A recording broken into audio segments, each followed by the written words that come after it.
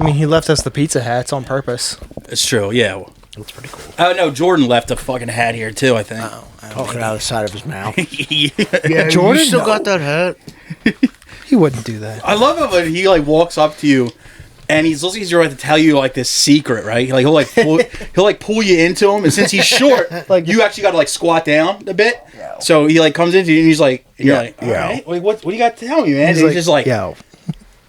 The other day I had this sandwich, and you're just like, why are we in this fucking huddle for this, man? Like, this is unnecessary. Why can't we talk about this amongst our peers? Like, what are you doing? Just wants you to know. Yeah, he's like, yo, man. He's personal like The other day, dude, I only slept like 5 hours. Like, why is this like? It's not like, you know, I burn a church down. You know, I ran over a guy. It's just like the other day I didn't get any mail. It's like, fucking what? You think the mailman's mad at me? I ain't tip him at Christmas, but you know, that is for real text I've gotten from my mother. She's like, it was like 2 days, and all I've gotten is circulars.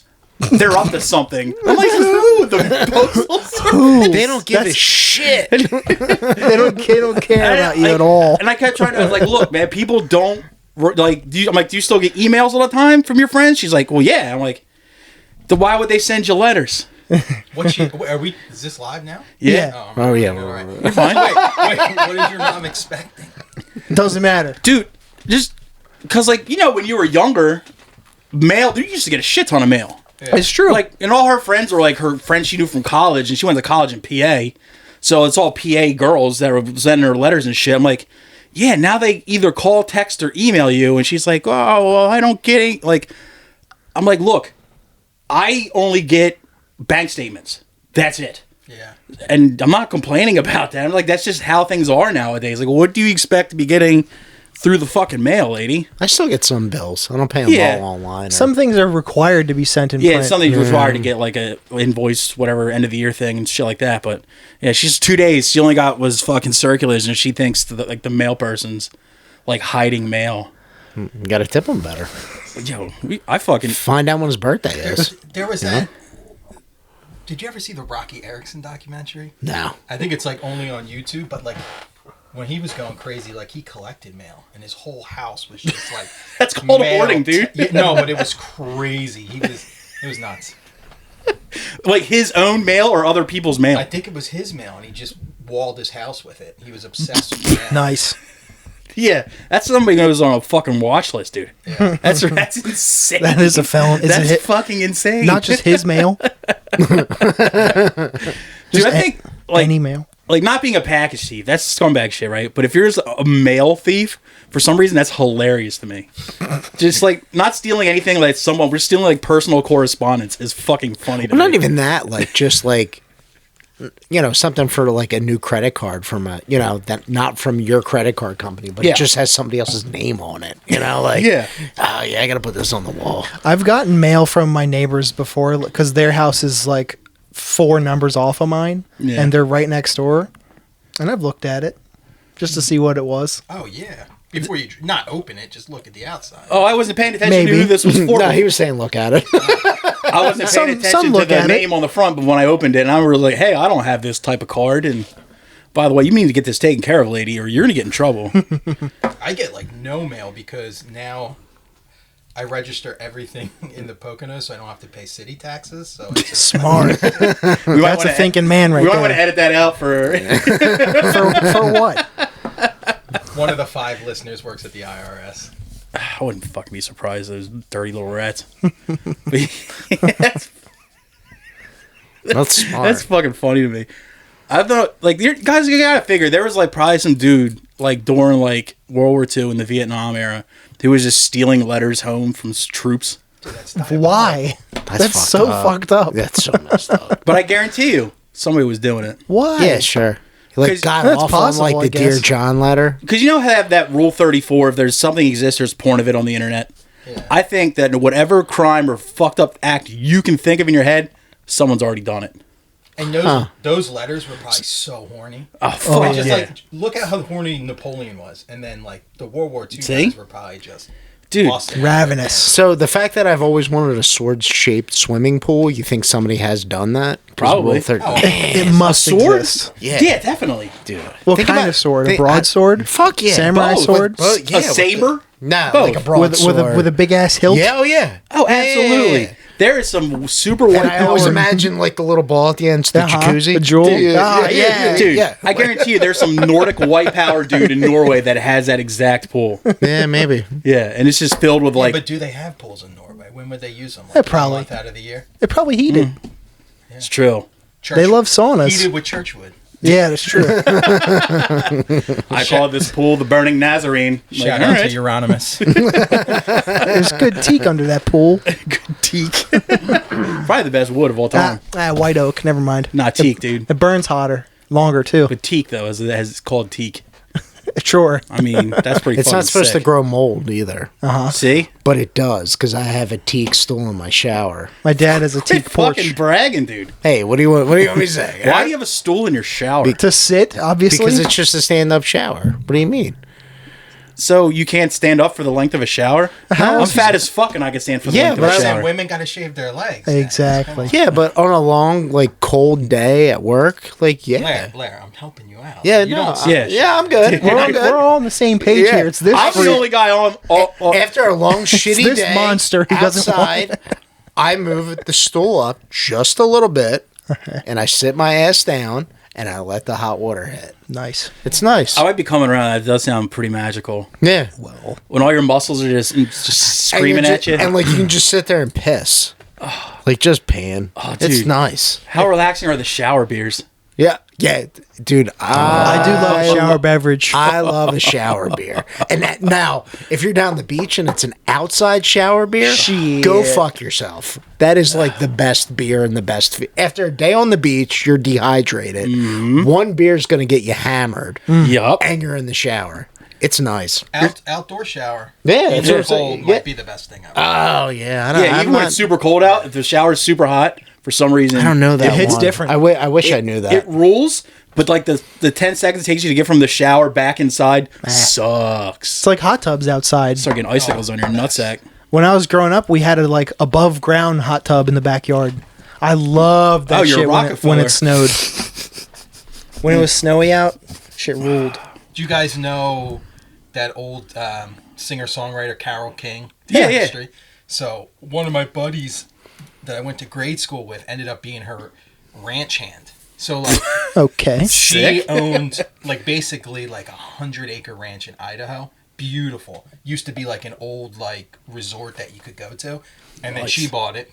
And then I went out there for a week when she wasn't there to chill. And it's like, she has a recording studio with like the tapestry piano. All that stuff's cool. But she has, when I first got there, it just smelled like eggs horribly everywhere. But it's all the sulfur springs. And then like 5 minutes into it, you get used to it. But they had it piped going under all the tiles. So the tiles were warm. And then they had a giant like pool, but it was like a hot tub, a sulfur hot tub. I thought you were just like leading into like saying Carole King fucking stinks. She ripped farts. She stunk like eggs. They smell like protein shakes. They were just fucking brutal.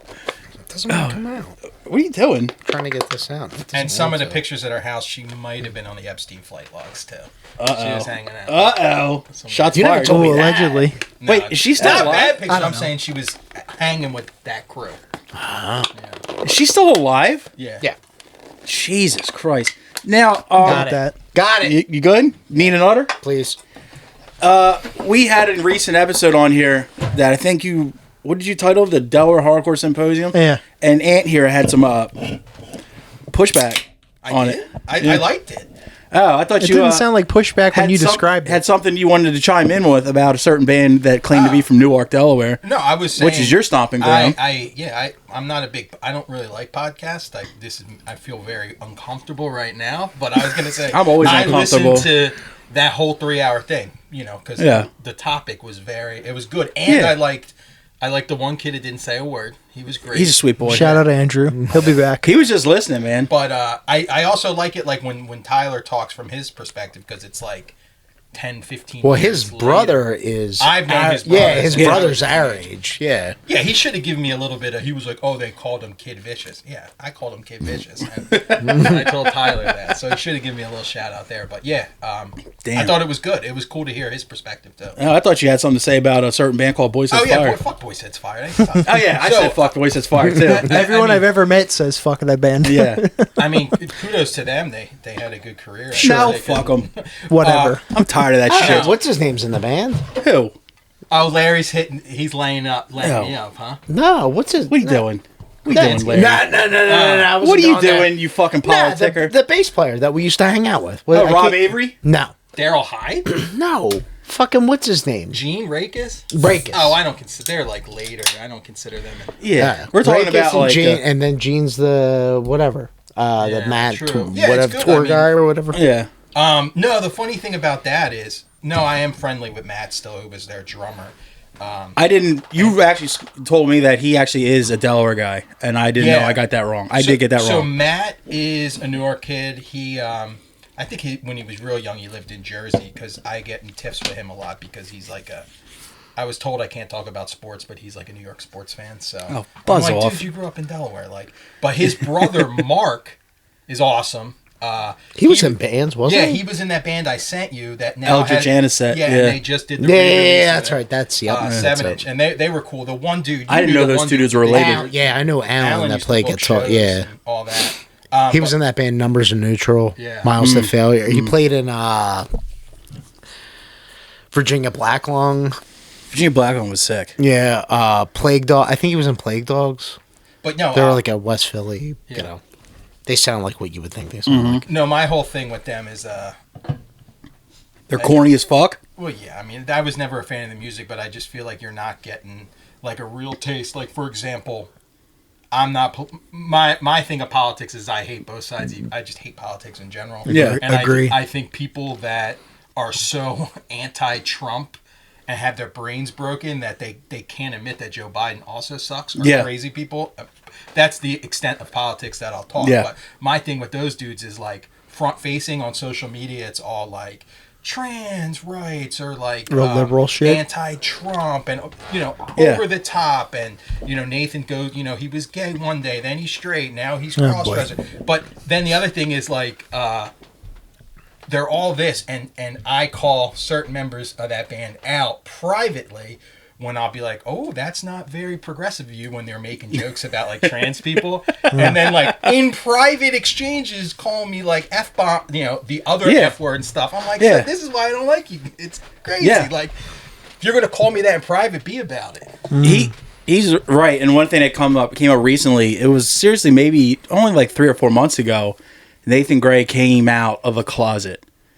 But he was gay. Like, I slept, like, when he was at tour, like, I didn't, I was like a young teenage kid who, like, crashed on the couch at his boyfriend's apartment. Madison. It was Madison, wasn't it? Yeah. Like, this dude actually came out in the 90s, and everybody was like, all right, cool. And then, like, no fanfare whatsoever. And then all of a sudden he was married to a woman and having kids. Fine. No, that's up to you. And then later on down the lines, he's like, I'm coming out of the closet. And we're like, you already did that. You did this already. So it almost seems like he came out of the closet once in the late, I'll say the right pop. It didn't take. Yeah, exactly. No, it's like, It didn't take. it's like he came out in the late 90s. He came out in the late 90s. It didn't get the fucking, the pop that he wanted. And all of a sudden he's like, all right, let me run it back. You should have waited till like 2010. Again. And the thing that's funny is like, Being gay was so much cooler in the 90s, too. but here's the thing, like, dangerous. when he came out then, like, the hardcore community, other than, like, the real fucking meatheads, were like, all right, cool. Right, no problem. And now, like, he comes out again, and people are like, all right, cool. Honestly, I don't think I know one single person, even meathead, that cared. Like, it was just like... If you would have waited till like 2006 to 2008, it would have been something. Yeah. And then it's like, and then it's going on about, like, giving us shit for hard moshing at shows or fights at shows and stuff. I'm like, yeah, I've watched you like rip fat ass rails of coke off coffee tables. It's like, really? You're the virtuous one? Get the fuck out of here, ding dong. I'm not going to say And then I gotta be careful. My wife is already like, "Can I call in live?" yes. I'm not gonna tell If you get signal, put it on speaker like that. And then him fucking like asking people like for like GoFundMe's to like get his kid out in rehab. I'm like, what? I'm sorry, that's your responsibility as a father to do that. Yeah, you want to pay a college tuition? Basically, do it yourself. Yeah, that's also something you should acknowledge. You should also kind of keep that to yourself. Yep. Like, hey, my kid's a junkie. Want to send them like, come on, dude. Like, have some respect the kid. People get really mad and take it very personal with many GoFundMes. Yeah, the amount of conversations I've had with people recently. Let's talk about it. You know, you did a GoFundMe. Yeah. Like, I'm just like, Jesus Christ. That you don't ask for, by the way. Yeah. I want my money back. Yeah. How much do you want? Oh, so you did one. So, like, I didn't do one. I got one. One was done made. for him because his brain was made out of mush. Yes. So, was there any people that were like, "Let me see receipts"? What did you do with this money? No. Really? Not they didn't directly. ask you directly. Like, if you have a problem with it, ask you directly. Sure. Yeah. You know? And I have downstairs in my house right now. I have a accordion folder of every receipt of everything I've ever paid from that money too. How was it? What's to stop me from just making one tonight, saying like something? There isn't. That's the beauty of the world. That's why they get called into question so much, because there really is no like policing of it. But if I was a piece of shit and said like I need 20 grand or I have to cut my foot off by tomorrow, and I get it and pull that money, like GoFundMe's just going to release it to me? Yes. I believe so. Wow. It happened in South Jersey with the couple with a homeless guy or whatever. The homeless guy gave him money. What happened? This they started to was it South Jersey though? Yeah, they started to GoFund. Basically, like a homeless guy helped them, and like helped them they ran out of gas. Everybody slow down. Let's explain it more. All right. Slowly. This couple claims that they ran out of gas and they had no money on them at all. No cards, nothing. And this one homeless guy comes up to them, gives him his only $20 bill and says, "Here, put this in your tank." Yeah. And then they decided to say, "Oh, that's really sweet of him. Let's make this GoFundMe for this guy for giving us $20 that he couldn't afford to give up." Mm-hmm. And so they raised. Do you know it was so much money. It was like a ridiculous, like thousands. I mean, upwards of 20. Yeah. So it was it was a lot of money. And well, here's the thing. Come to find out, is that none of that happened. Yeah.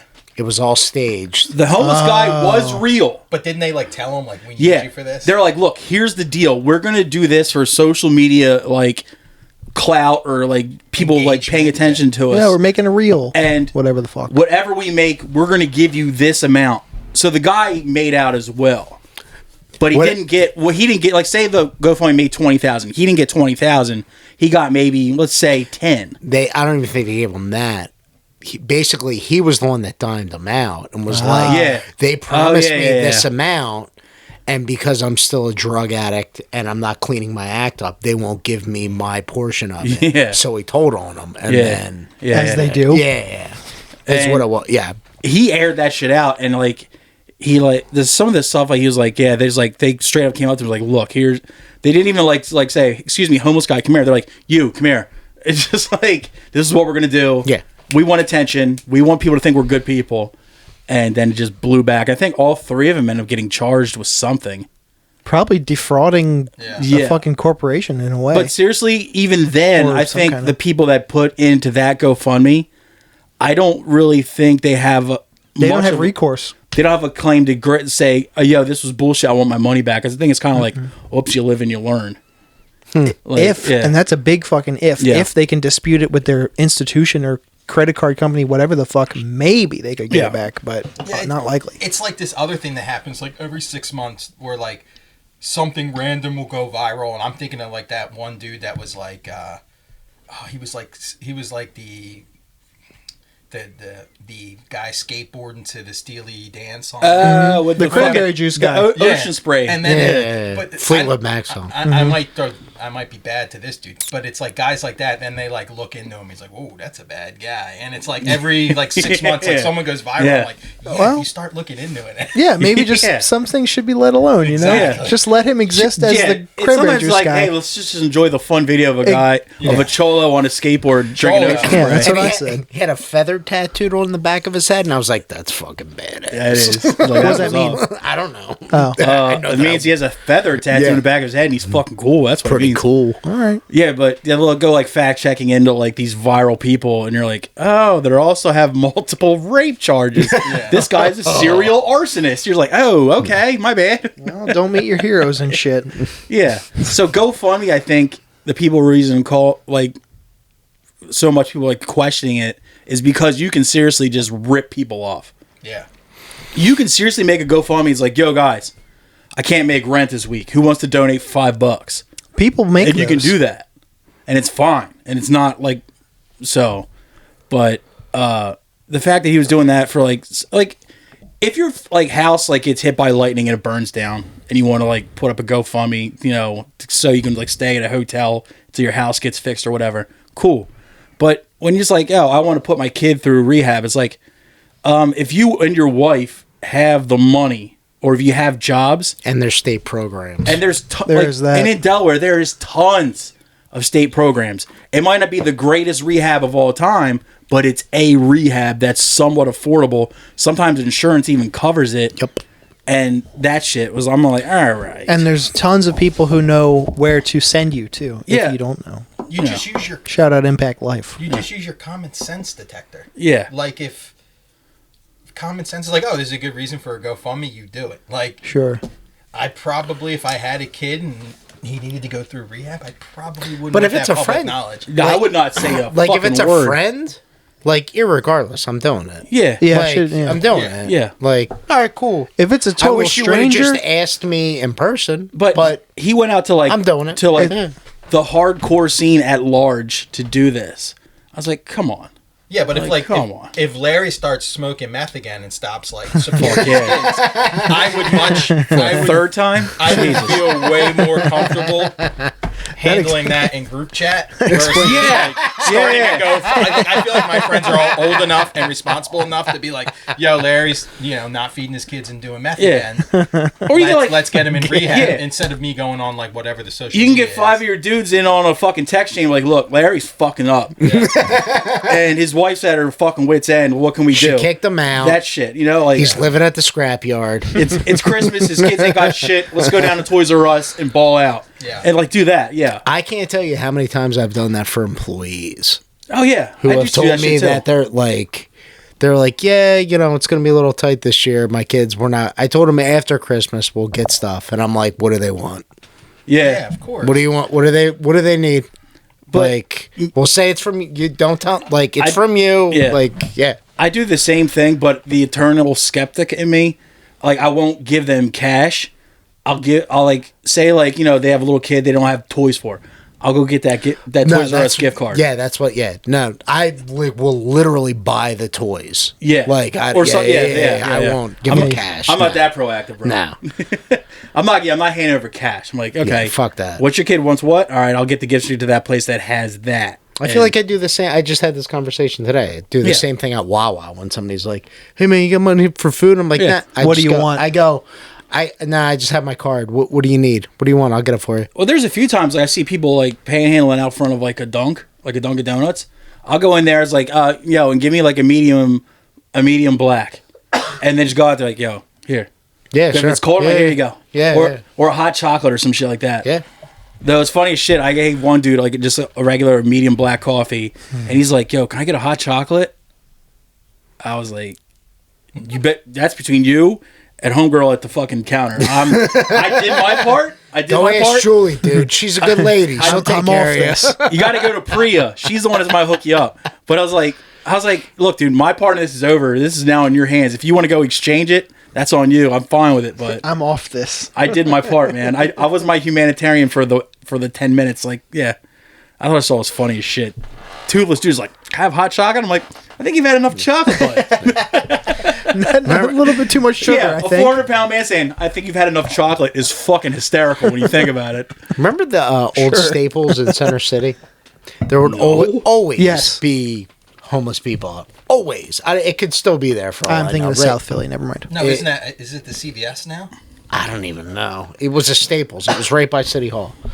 How did you forget the Staples at City Hall, dude? I got it confused with the one next to the movie theater. But there would always be homeless guys. Like, Yeah. Oops. like, hey, can I get money for food?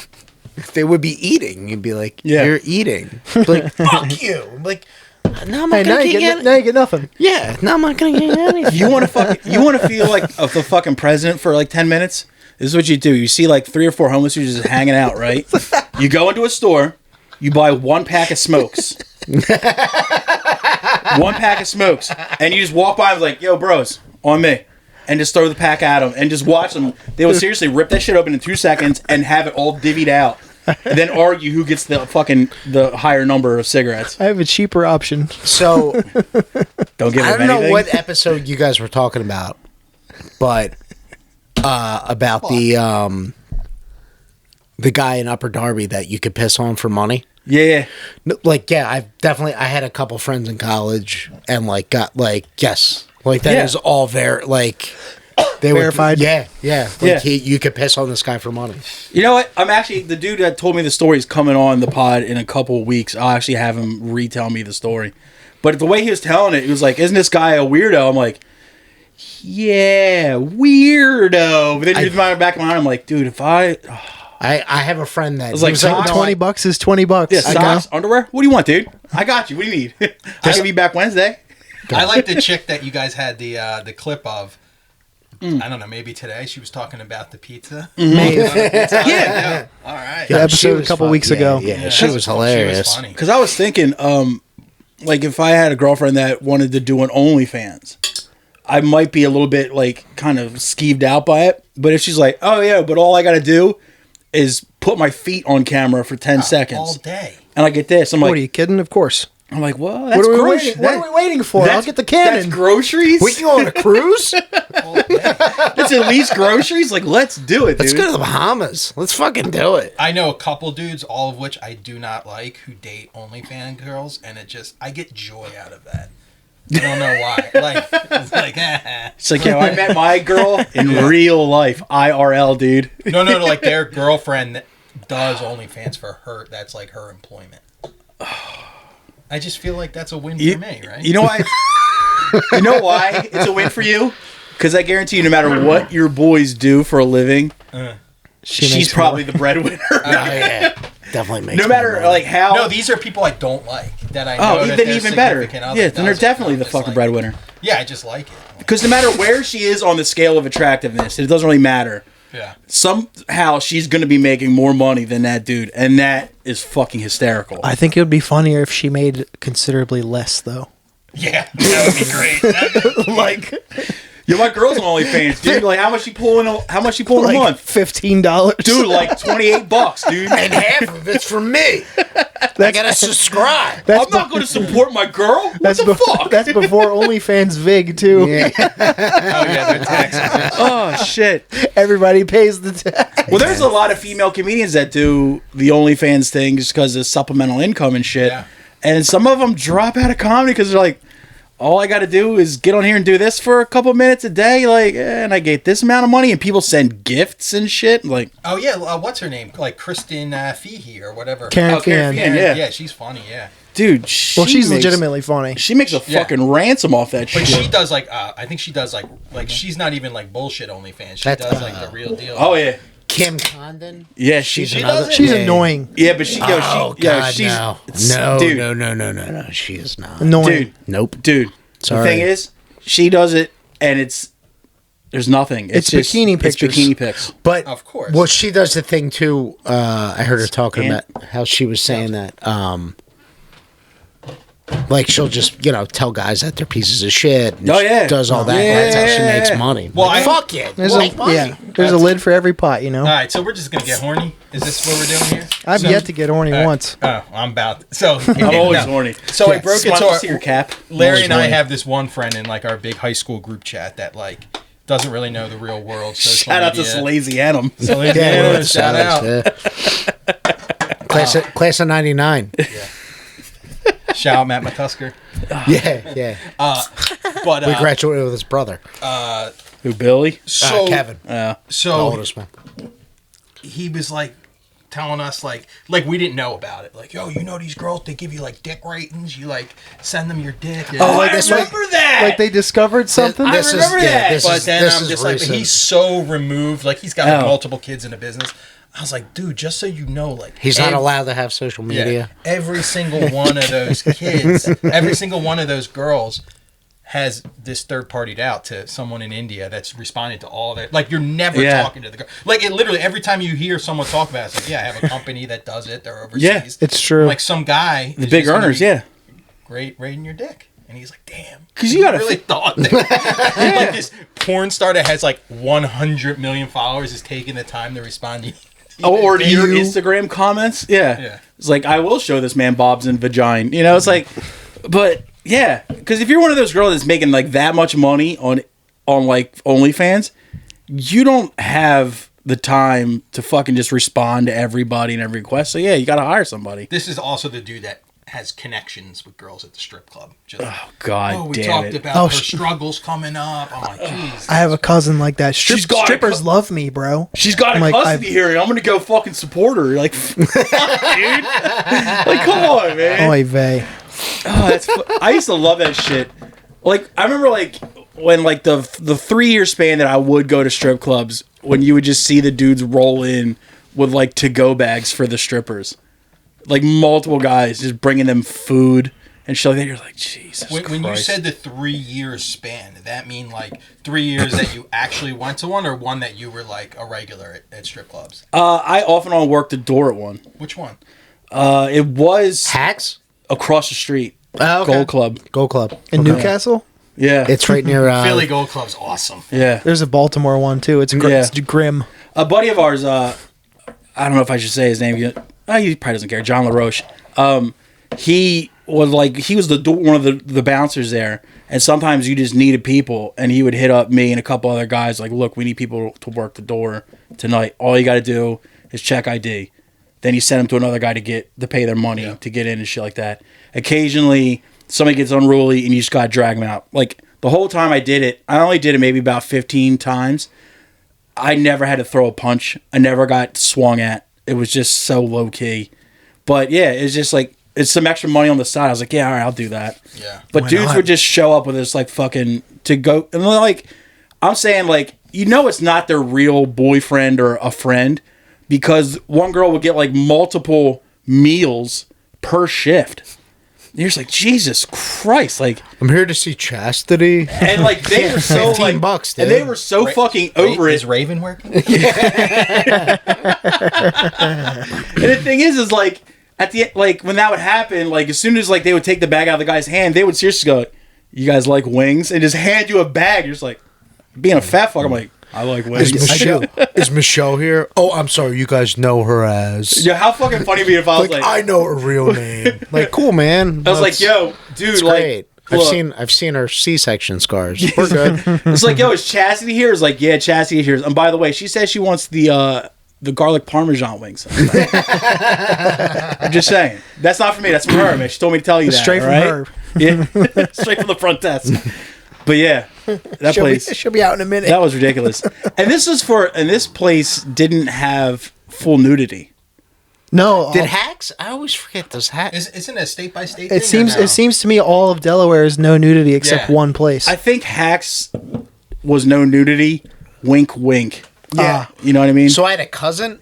Cousins? A distant cousin. With a T at the end. Yeah, I like that. cousin. Yeah. Who danced or worked for it, whatever. And that's why I would never go. I was like, yeah, I'm not going there. I'm not doing that one. They actually had a lady who's called the house mom, And she was basically the girl, like the lady that would wrangle all the strippers, like keep them in line.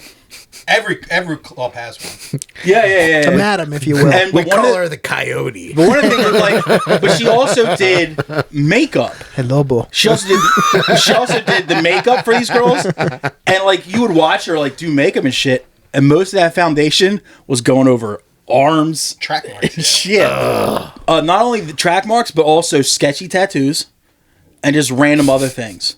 I mean, why bother covering the tattoos at that point? There was one girl that worked there that I actually get more tips. That's true. Exactly. There was one girl there that had to get tons of foundation done on her one hip because it had 3 bullet holes in it. Huh. See, I'd pay extra for that. She had a problem listening apparently, but yeah, it was just like fucking ridiculous. And the funny thing was, she was like a really, really dark skinned black woman, and the foundation they used to cover it up was like kind of, I'd say, Hispanic colored. So it's like still looks like she had like this one swatch of Cuban on her butt cheek. And you're just like, dude, you're not even trying to like cover this scar for this girl. Like, just let her do it, dude. Get those dudes who love danger to fucking just bring this girl some chicken wings. Danger. What a fucking... That was easy money, and it was entertaining as all hell. The horniest of horny dudes. And then, like, I was like, God damn, I hope that one day I don't like, fucking become that. And then there was this one dude used to come in there constantly, and I look exactly like him now that he looked like then, and I'm just like, fuck me. Sweatpants, no underwear. Oh, no, yeah, the fucking, the track pants with the snaps down the leg. Yeah. Oh, yeah, dude. I wore Warm-ups? Damn. Yeah. I wore Umbros with no undies to Larry's bachelor party. He did. He did. It was an abandoned house. How sure are we talking on them Umbros? They were short. They were the short Nice, ones. dude. Yeah, they were like my ones We from had youth soccer. I was 30. Dude, were you hanging pouch? We had multiple kegs, and Pig showed up with a 12-pack of Budweiser. Like, that was my favorite. But like, He's a I'm not going gentleman. to show up empty-handed. He's a gentleman, Then dude. there's the most cringe video ever of him trying to fight me. Remember? Oh, yeah. And And then then- it's, well, you started it. You deserved every bit of that. I'm the instigator. Of the Always. But the best was, I was like, I'm just not feeling it. I went home, and him and another of our buddies went to Old City, and that's always a notorious night. Yeah. Because he thought it'd be a good idea to tell a dude at a there was this pizza place in Old City that was like the pizza place you go to like after the bar, and he thought it, he got G-checked. He went up to one of the giant Muslim bouncers and was like, "What's up, my N-word?" Picked up Idiot. and body slammed her right in the God damn it, dude. like 80s WWF. He got DDT'd. DDT'd on Market Street. Wasn't the first time. That pizza's... Is that still there? don't That was know. a I good haven't- pizza spot. I went What was the spot? Soho It was Pizza. it was a brick oven. I don't think so fancy word for burnt. Yeah. Yeah. Yeah, it was awesome. It was really good. Shout out to the fucking Jack Bronco, dude. The best. Yeah, you'll like this. So he's married to an awesome Puerto Rican girl. They have a kid together. I've seen her, dude. She's fucking... We've she's talked hot as about shit. We've talked about this. Yeah. So About how my oldest wants to marry a Puerto Rican yeah, girl. because every time you go, she's got a spread. Dude, But Yeah. it's so ridiculous, the food. have you guys ever watched Eastbound and Down? First two much. seasons, yeah. Okay, so second season he goes to Mexico, right? Yeah. It's like, that's racism. Yeah. I love to racism. So I went to Puerto Rico for his son's first birthday, and they live like in the cut. So you fly in, you got to go all the way to the opposite side of the island. Literally graffiti that says "Gringos go home." So like, Nice. and there was like playoff basketball going on. It was like big deal. All these people, but in like a high school sized gym. He's like, "Yo, we're gonna go to this game. It's awesome." Walk in there, everyone's like, "Oh, yes, Papi," knows everybody. I'm like, dude, Of course he does. Your Of season, course he I'm fucking like, does. You're season 2 Kenny Powers in Puerto Rico. It was nuts, dude. Dude, And he doesn't speak. He's been with her for like 4 or 5 years. Doesn't speak a lick of Spanish. Still just puts a vowel at the end of everything he's saying whenever he talks to someone that's Oh, in they Puerto probably Rico. love it. yeah, where's the toy later? Yeah. I gotta take a dumper. Did you stop? I'm not Pig is- going to start. Pig is one of those dudes that, like, everybody who knows him, like the first time they meet him, they're like, this guy is a fucking prick and he's a fucking asshole. And then the third time they hang out with him, like, Pig is great. Yeah, that seems to be. That's my fucking impression of him right away. On point.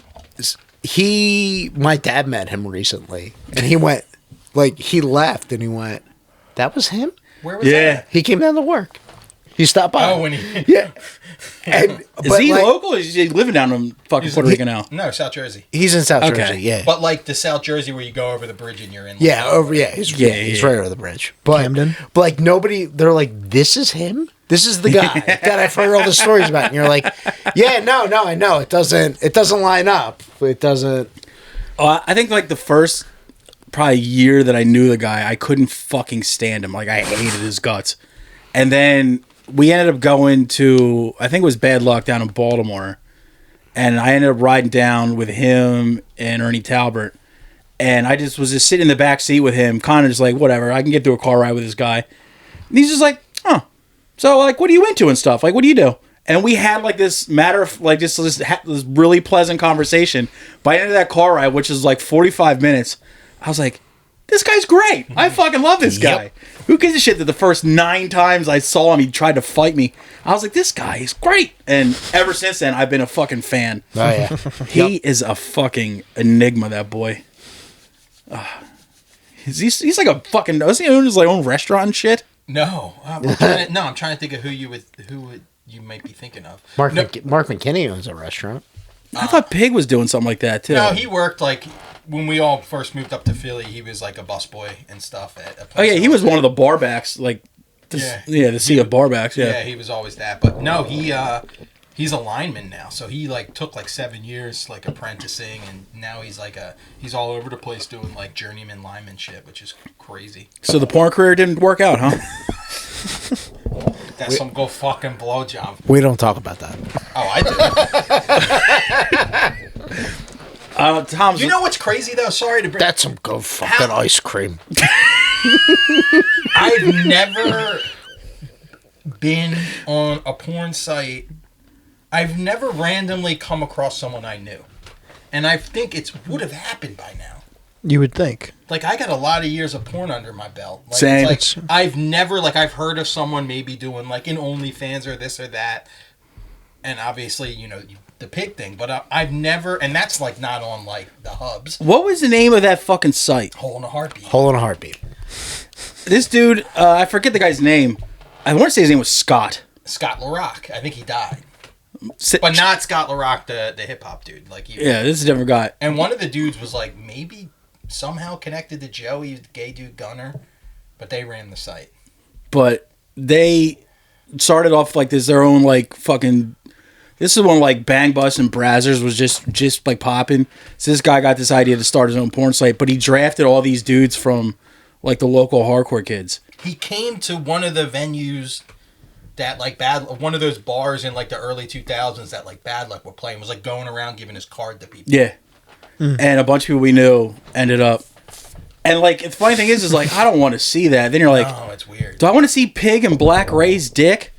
Yeah, why not? Just like, all right, there you go. First off, I was shocked because Pig's a shorter guy. I was like, good for you, Pig. You got a nice piece on you, buddy. Good for you, buddy. But they all had like, the names they went by were fucking hysterical. I mean, because, dude, his nickname was Pig, and the other guy was Black Ray. Did he just die? Yeah, he did just die. Jesus. I have no idea how. I didn't know that was the same tooth. I just put the pieces together. I was like, oh, he fucked with Pig.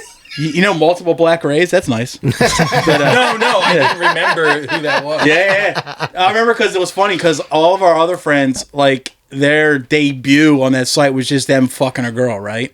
Black Ray was him getting spanked with, like, various things. And I was like, dude, Ray, Jesus Christ. I wish I wasn't so just, like, young then, because I would have just bought the membership and had the hard copies of it. Like, that shit is lost in the abyss. But, we're like 22. Like, I'm not going to, like, do the $30 membership. But, like, they should have that. That's just great. Yeah, it's like, you just bring your laptop, and the next time everybody's hanging out, it's like, yo, do you remember this? It's just like, him just blowing money all over a girl. It was like, yeah, dude, this is fucking sweet. And like, all things with Pig, like, he never hears about it. Like, I was literally with a dude that me and him have both known for like a long time, and we were getting food the other day, and I have the answer for it. And he's like, dude, how crazy is it that Pig did that porn? I was like, and like asking me, I'm like, I didn't fucking do it. Like, text him if you got questions. It was funny because I remember when it came out, nobody was like shocked that he was doing like porn. Everybody was shocked that a dude of his height had the size of a piece that he did. Oh, this is good. We're hyping the boy up. Yeah, exactly. This is good. Every single one of us is just like. But wait, let me tell you about these girls that he couldn't get hard with. No, but seriously, That'd be fucked up. no, but seriously, on that site, some of those girls, I'd be like, yeah, I understand why he couldn't. Yeah. Like, because No, he did good. Those girls were rough. There wasn't a good vetting process on. Well, honestly, since they got all our dirtbag friends on there, that the vetting process on the dudes and the girls was just off. What was the name of that place? Like Hammerheads or something? It was like a jock bar name. Like, you went to a parking lot for a bad luck Makos? No, that's the crowd. It was they probably went to Mako's in Philly because that's the type that they had. Like remember the hardcore kids used to always hang at Mako's? Yeah. Like there was that I type used to of hang kids. out at Makos. It was a good hang.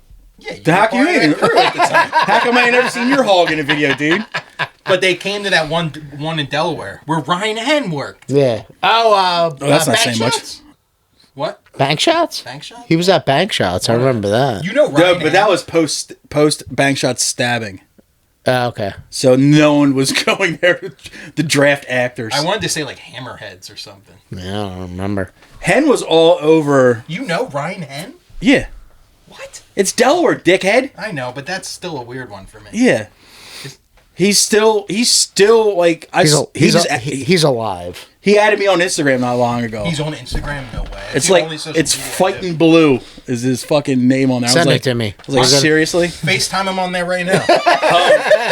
Because one of the last times I saw him in like face to face was at Bank Shots. It's in Stanton. Right? Oh, so you knew him in that area? Yeah. No, I knew before that too. Right near the skate park. I've been to Bank Shots. I know where it is. Well, right at that, I don't know if you know, there's a fucking like a really bad stabbing there at one point where people died, and then all of a sudden, like, so they stopped having shows there, and then like 6 months later, they started having shows again, and Ryan Henn was like the bouncer. I'm like, what are you bouncing? Like the 9 Mexicans that hang out here? That's it? Like, yeah. But we played a show there. It says the one. It's actually there's video of it on YouTube. Yeah, I probably saw you play there. And people were fighting. And I was like, guys, why are you fighting this close to a Golden Tee machine? I was like, why fight when you can settle this like men on the green? So yeah, but Hen was the fucking. I remember because he bought a T-shirt from us that day, and right in front of us at the merch table, gets the T-shirt, instantly cuts the sleeves off. Fuck yeah, that's what you gotta. And he was wearing Dice clay gloves, like the fingerless gloves. You gotta. And I was just like, all right, driving gloves. All right, dude. I mean, you don't want to mess up your digits. Sure, he was working on dreadlocks, I believe, at the time too. I remember that. I remember that phase. We go so far back with Hen. I remember like watching like Happy Gilmore with him. Yeah. So crazy. he That's a bod he went you to can't fucking. Yeah. he went to Brandywine and then transferred to Sally's a sophomore We year. won't hold it against them, you know. Yeah. And that's how we met him. Yeah. But he was also one of the reasons why we never got the shit beat out of us because he was, he was a jock. Yeah. And, like just being smart asses in high school, like you never really. Who did I just see went to Brandywine High School? Is that where both of you went? What? Did you guys both go to Brandon? No, you went to. It was at Sally's. They just said it. Yeah. No, I know Chuck Treese went to Dickinson. Someone just went to Brandywine. I was like, holy shit, they went to Brandywine? Yeah, Dickinson's right up the street from my house. But surprising, I didn't fucking go there. It's weird as shit. Yeah, Ernie just went on that kick of posting all that stuff for Delaware people. Oh, yeah, What? I had to tell him about Chuck Treese. He didn't know. Huh. What about He's Chuck posting Treese? pictures of Kanye West in Delaware. I'm like, dude, you know Chuck Treese is from Delaware. Yeah. He went to Dickinson. Chuck Treese is like 66 years old, too. The dude went And to he, Dickinson, was on the cover of Thrasher. That's fucking awesome. Yeah. And well, he lives in like Dover. Like he lives down by the beach though, too, or something does he? like that. Yeah. He still lives in Delaware. He was doing music with Butterly for a little bit. I don't know what happened to that. Yeah. Oh, yeah, fucking, the band was Stress and Mike Mig. Yeah. Activate. Yes, there you go. I didn't know he was in that. Yeah, he played bass from it at like the start. Oh, really? Because that was like, I mean, I don't want to fucking like throw mud on those guys, but it's like that was like their ex-members. Like when they first started, I was like, we're ex-members of Bad Brains because Chuck played on like one Bad Brains record post HR. Still a credit. Yeah, but that was like, did he? Yeah, he played on. I know he did Underdog. That's all he needs. Yeah. Like God Is Love, maybe I think he was on. Underdog is a legit. You could credit Chuck on that, which he should. It's like their best record. He's got the picture on, and then it's McRad. Fucking McRad's the shit. Dude. Yeah, like Chuck's got. I mean, he's got his tenure. Don't get me wrong. But it was just funny that they went for... I mean, honestly, you go for Bad Brains because of the name. Mm-hmm. But I was like, that was a band. I think he did one record with them and maybe like a tour. Then they were like, this is one of those dudes that's what did he play? Fucking... He's got a laundry list. Yeah, drums, guitar, bass, I know, but what did he play in Bad Brains? Oh, I don't know. Yeah. He was based in Underdog, right? Yeah. I think he was based in Bad Brains, too. Because I think this is one like the only... I don't think Daryl Jennifer... Are we doing a Delaware Mount Rushmore or what? You might as well start. That's Delaware punk rock / hardcore Mount Rushmore. Here's the thing: is like, I only really genuinely like maybe 3 or 4 Delaware bands total. Stormwatch. I think it should be it should be Delaware like people from the scene. But one of the things is they could never like jump ship. Like you couldn't put like a Delaware band that got big that like moved to New York or Philly. Or Europe. That was there was a or like, completely distanced themselves from Delaware. A shoegaze band that were like supposed to be huge. They were called Smashing Orange. From Delaware. Yeah, I remember them. Moved to New York. How would you? They played like East End, and like those like, records are. I mean, if you like My Bloody Valentine and stuff like that, it's fucking. The one close to the Burts at the end of Maine. Fuck. What are you talking about? The bar on the right hand side. Deer Park. Deer Park. Smashing Orange would be there quite a bit. What? Deer Park? Yeah. Oh, Deer. Yeah, it's more by Wonderland. Yeah, that way. The old like is Wonderland still there? Yeah. That's awesome. It's not called Burt's anymore. I remember. That's for sure. Oh, did I say Burt's? I meant Wonderland. Wonderland, actually, the funny thing is... We used to climb out the window and go up with them. There used to be a Wonderland right by us over in Pike Creek. So... Pike Creek Shopping Center was a Wonderland. So I brought a friend down to one of the crisscrossed flea markets. Oh, I love that boy. And I was trying to explain to him Zen Gorilla as someone that's not from Delaware. It's kind of like... It was very Newark, like college rock. I don't know. I guess like John Spencer Blues Explosion was like the one thing I could think of. Yeah. And if, honestly, Zen Gorilla is one of those bands that I think I liked because they're from Delaware. Yeah. Like if you're like, yo, this band's from like, I don't know, like Michigan, I'm like, all right, it's whatever. You liked them because you knew they played like on Main Street a bunch. Yeah. They were local. I automatically think of Melt Banana for whatever reason, and it's completely different. But as soon as I hear Zen Gorilla, I'm like, oh yeah, Melt Banana. They got that chick bass player. My fucking gateway, I was 13, 14 years old washing dishes at this restaurant over by Wilmington High School called Cafe Francine's, and the drummer from that band Blacklight Rainbow was the cook because Francine was his older sister. And that's how I found out about, like, the local Delaware shit. And, like, I was all about Blacklight Rainbow at that point in time. And then, like, listening to it, even, like, 5 years later when I found other shit, I was like, ugh. He's like... Yeah, but that's how it all was. But it was like, they were local, they were older than me, and I was only, like, 13, 14 years old, so I was like, this is sick! And we're like...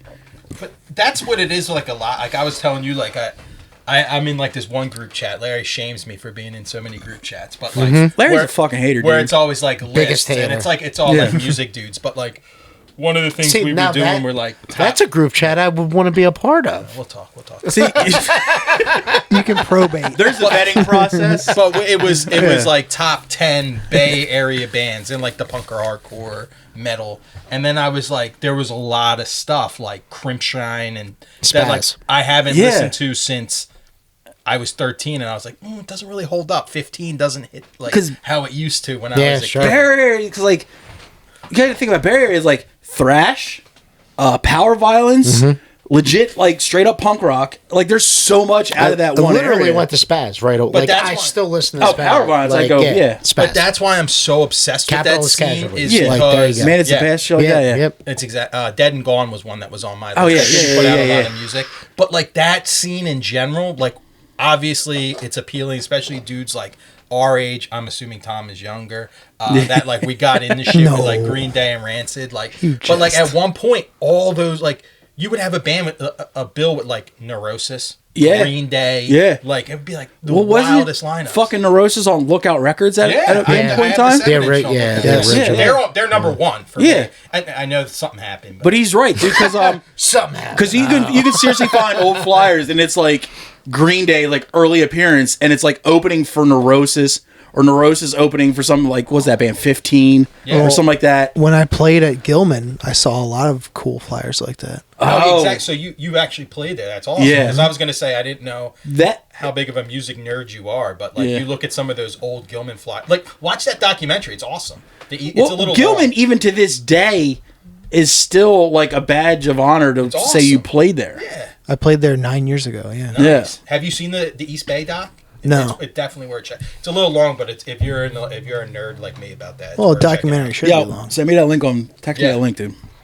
But Delaware's Mount Rushmore. I was thinking people, not bands. Joey Sempers. Yeah, I was thinking in my head on the way here. You got to think what With the dreadlocks on the statue, Who they by are, the way. Joey's definitely who they are, what they contributed musically, and as well as helping out Delaware. Yep. So hear me out. Number one, there's what 4 heads, right? So Joey, which we'll get into. Yeah, I brought up Chris Crust. I honestly think he should be on there. I agree. But number one, you got to put Darren Walters on there. That's exactly who was in my fucking front of my J-Tree head. Records. Yup. Agree. And he fucking put out the Turning Point 7-inch. What's the 7-inch Janice hates? That even the score? Turning Point stinks. No, but what about what? I'm Janice getting hates the other one. The second, I think it's like even the score or something. Probably. He's I always think like, so. "This is the worst." Yeah. While he's listening to it on Instagram, be like, "Worst 7-inch ever recorded." I'm like, Still owns it. Still spins still it. owns it. Still so spins you it. got Darren, Joey, True. who we mentioned. Chris. I think you got to put Chris on because he never left. Always been involved in the scene. Dude, those dudes were all styled out throughout high school. They had that Yep. whole network with like the Philly Cross Punks. And then the last one, Harry Mazio. I'm going to say Young Tyler. Oh, Because let me tell you what I like about Tyler. I was going to say terrible. Is he never Keeps it real? Yeah. Terrible would be on there because like he's Terrible never left. because he's a name where you could go Still to makes yeah. music. You Like can just say one word and say everyone like knows who he is. But as far as impact, Tyler has just been doing it since a young age. Never cut corners, never dick ride. Was just always like, let me do my music, and it's just I just feel like the way he is. I was so stoked to see like how his show and his record sold out. Like the way he got to where he is now. He brings people he up. did it, and he did it the right way. Yep. And I would give him the 4 spot. Like Terrible's awesome. He's a great story, but it's like almost like Pig in a way. It's everyone knows him, but it's like what did he? And do I liked him. Like Terrible's a good dude, but what was his really influence outside of Delaware? I was Philly, about to say that Tyler has traveled the entire world and done nothing but put Delaware up And I forgot. everywhere. And Darren Walters has put out countless bands that are like the upper echelon of hardcore, post-hardcore, whatever you want to say. Just indie music in general. So he has like a kind of like countrywide, Network? worldwide influence, and so does Tyler. And it's like, but the others just like, But say you do they? I get you not liking Turning Point, but the fact that No, Delaware is on the fucking 7-inch, like put out by this label in Delaware. Yeah, that's fucking it's sick. high impact, Wilmington, it's Delaware. awesome. But yeah, you got to put him. Like I just think Terrible's great. He's probably got more stories than anybody. But it's like what for the scene. Because like even me, it's like, yeah, I did great things locally, and like even like the surrounding areas, but I never did shit like that was like recognizable outside of like the East Coast. Yeah. Like no one like more Western than Ohio gave a fuck about anything I was doing. And the reason I put Joey on too is like everyone knows him because it's Joey. He's got the dreads. He's noticeable. But like, just look at like he's Joey molded Tyler into this like specimen that he is now, but he did the same thing with Ernie and Pig and me and like all like the same way he's approaching that. It's just like turning you on, like, yo, this is awesome stuff. These are bad people. These are good people. Like he just points you in the right direction. When we were a lot younger men, like Newark and the Wilmington kids weren't always on the greatest of terms. You guys have talked about this. Shout out to Delaware. Yeah. And I will give him his fucking flowers right now. The first dude to ever come over and say, hey, introduce himself and like, be like, yo, what do you guys like? What's up, guys? Like, how you doing? You know, is Anthony right here. He was the first dude from Newark that was like, hey, maybe these guys aren't meatheads. Maybe they're just fucking like cool dudes. And he was the first dude to break it down. And then like, seriously, within 6 months after him coming over and just introducing himself to us, Newark and Wilmington were fucking together like butt cheeks. I think you guys got stuck with Kevin Hardy. None of us got stuck with no. I'll fight you outside right now. But Joey also. The thing is, like Wilmington kids, we didn't have a spot. Yeah, right. That was your downfall. We didn't have a spot where everybody hung out. What Joey did was made Switch the spot. Switch Skateboard Shop the spot. I bought my first skateboard there. Yeah. It wasn't fucking Jim Tunis, or however you fucking say his dumb last name. Tunis. It was fucking Joey. Joey brought everybody around there, and everybody that hung around Switch, you know, it was like a fucking place. Kids. It was a place. And then it became more just the Delaware scene because, like, you know, once I had moved to Philly and stuff, but then dudes like, you know, the Tylers, probably you, like, that would have maybe been more towards, like, your scene. Yeah. It was all Newark. It was all one. Because everybody kind of figured it's like... Because of me. I'm the reason. You were the first dude. I'm the guy. He's the throughway. Because I know most of your friends that I'm actually friends with now, that they hated us all at first. Until you were like, hey, what's up, guys? And everybody's like, all right, let's relax our buttholes and fucking just hang. And we all had way more in common with each other than we did with, like, Joshua Fit for Battle. Well, that's why I always thought, like, fighting... I mean, this is just such a generic topic, but that's why I always thought, like, fighting at, like, punk and hardcore shows was so gay. It's like, you're in a room with 200 people that are into the exact same shit as you.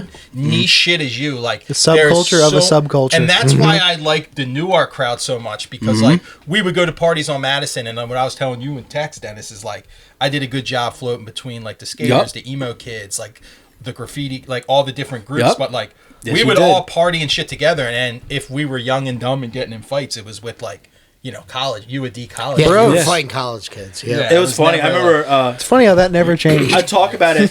I think I talked about it on here before, is that a bunch of us, the Wilmington area guys, ended up going to UAD, obviously, and we were all at a party, some frat party, and a fight breaks out. We're in Newark. Like, we're, like, right off of Main Street. We're over by that, was it Foxcroft, that neighborhood? Yeah. And we called over to Lee Dickerson's house. Or Lee Dickerson lived with Carl. The punk house. Yeah. And we're like, yo, there's like 6 of us. There's like 22 of them. We need a little bit of help. And within like 15 minutes, there was like cars pulling up, people coming on bicycles. Like, who? And there's like, that shit would never happen before Ant broke the ice. Dude, that punk house, I'm fairly certain. Yeah, that's the same house that was the Jade Tree house. Right? Yes. Yeah, and then it turned over to then. Because I was bringing a couple friends, like I said, we came up for the one of like the crisscross flea markets. And I was like, yeah, back behind, you know, I'm just kind of like, they could care less. But I'm like, that was spot. Dude, back behind there, that's where the Jade Tree house used to be. And then it was a punk house. And it's right near where the Burger King is. Is that with Thug? With the Who's Testing Me? Exactly. Yeah, it's that house, right? Yeah. Oh, I was thinking of a different one. Multiple people lived in and out of there. But I saw Trailer Park Riot in that basement. Yes, it was pretty cool. Yeah, exactly for the most part, it was Lee Dickerson and Carl Malgiro, who both worked at Burt's. Yeah. And that's where I would get most of my music from. Shout out to Burt's. Most of my music from 14 to 20 was there. Yeah. But that, and there was a Rainbow Records on Kirkwood Highway that some ex-raver that I went to high school with worked there. And she's like, a bunch of shit with graffiti lettering came into the used bin. She's like, you want to come check this shit out? And I would go in there and just be like, nah. Nope. And I found so much good shit. Pee break? Yeah, I'm peeing. I got to do it too. Can we just piss outside? Yes. Yeah. Dude, how do we blow through a fucking whole 12-pack? We got Miller's. I'm good. Yeah, I'll be all right. Whatever. Cowards. So, yeah, that's, wait, what were we just saying? Oh, yeah. So for me as podcasts, like that's all I know is like Secret Pod, War Mode, and stuff like that. That's pretty much all I listen to. And this. And then the thank you. Your Mom's House is my other one. I haven't listened to YMH in a while. Yeah, it's getting the blowback from the vodka thing was kind of like why? Because it's like a money grab. Yeah, and the fact that it's like they didn't make their own vodka. Well, it's just they like, don't try anymore. They try tequila, no? Isn't it? It's vodka. It's vodka. With a Spanish name. Yeah, that means two bears. That's so dumb. I thought it was tequila. But they found a person that already makes their own vodka, and said we just want to put our name on this. And it's kind of, so I was like, let me ask you this, Larry. You're a big Segura guy. Dickhead. Yeah. Is he? Do people? Are Segura fans like not into the new Tom? I keep hearing people be like, "Oh, he's just like out of touch." Like, call him. I don't know. I'm not like an everyday Segura guy. I don't know. I don't like anybody that I like podcast wise. For the most part, I don't follow on social media. It's probably for the best. So I just listen to the weekly podcast. Yeah. I know that his last special, like. It was good. It was good, but like he fleshed all that out on the podcast. I heard all of it. You know, like I knew all the stories. It's weird that like I found out like one of the things you really want to do as a fan of comedy, even music, is don't follow your favorite comedians or your favorite bands on social because they're going to do something when you're just going to be like, God damn it. It's like, stop it. Like, especially music. I don't follow many people or like maybe a couple companies, but I don't follow many like people that I don't know. Like I'm like not like, oh, let me follow Bill Murray on Instagram. Like I don't probably for the best. Yeah. I don't. Yeah, it's for the best. Either. I do a little bit for the podcast Instagram just to keep us in the fucking. That makes totally just sense. to keep us in the fucking like network or whatever, but not for entertainment. Honestly, in the COVID era, it's like so many bands that I was like a huge fan of. Like then you follow them on socials and you're just like, oh no. It's like you'll get that notification like so and so is going live. You're like, oh no. Oh, what's he gonna say? Damn it. Dennis is like, let me check in with Danny Diablo. Dude, he's selling. I will say who the fuck the one that's breaking my heart the most is Jorge. Yeah, a Marauder. Yeah. It's like, God damn it. It's like, look, guys, you could still have. He's gender shit, COVID shit, just all kinds of this shit. He still drops like soft N, hard F shit, and it's like. Look, and he's like complaining that like he can't get booked and shit under Marauder because of blah blah blah. I'm like, look, but what do you expect from it? Exactly, that's like true. If I'm not getting that, I'm like, damn, Marauder's not the same. Yeah, but you're also like he's fucking mush. It's like, well, it's a double-edged thing. It's like, first off, you're just like, look, man, you could still have the Marauder name, the Marauder career, even though it's all scabs. It's like. If you just shut the fuck up about your political beliefs, talked about, the downfall of Christ or whatever your lyrics are about, and you just coast and you're good. Dude, I mean, play the hits. John Joseph is the best example ever. Exactly. Like, that is arguably the best, if not top 5 hardcore record of all time. And his social media persona makes him the most unlikable dork in the world. Yeah, and it's like, but like I said, it's like it's heartbreaking because you're like, look, dude, I could still... enjoy you if you would shut up.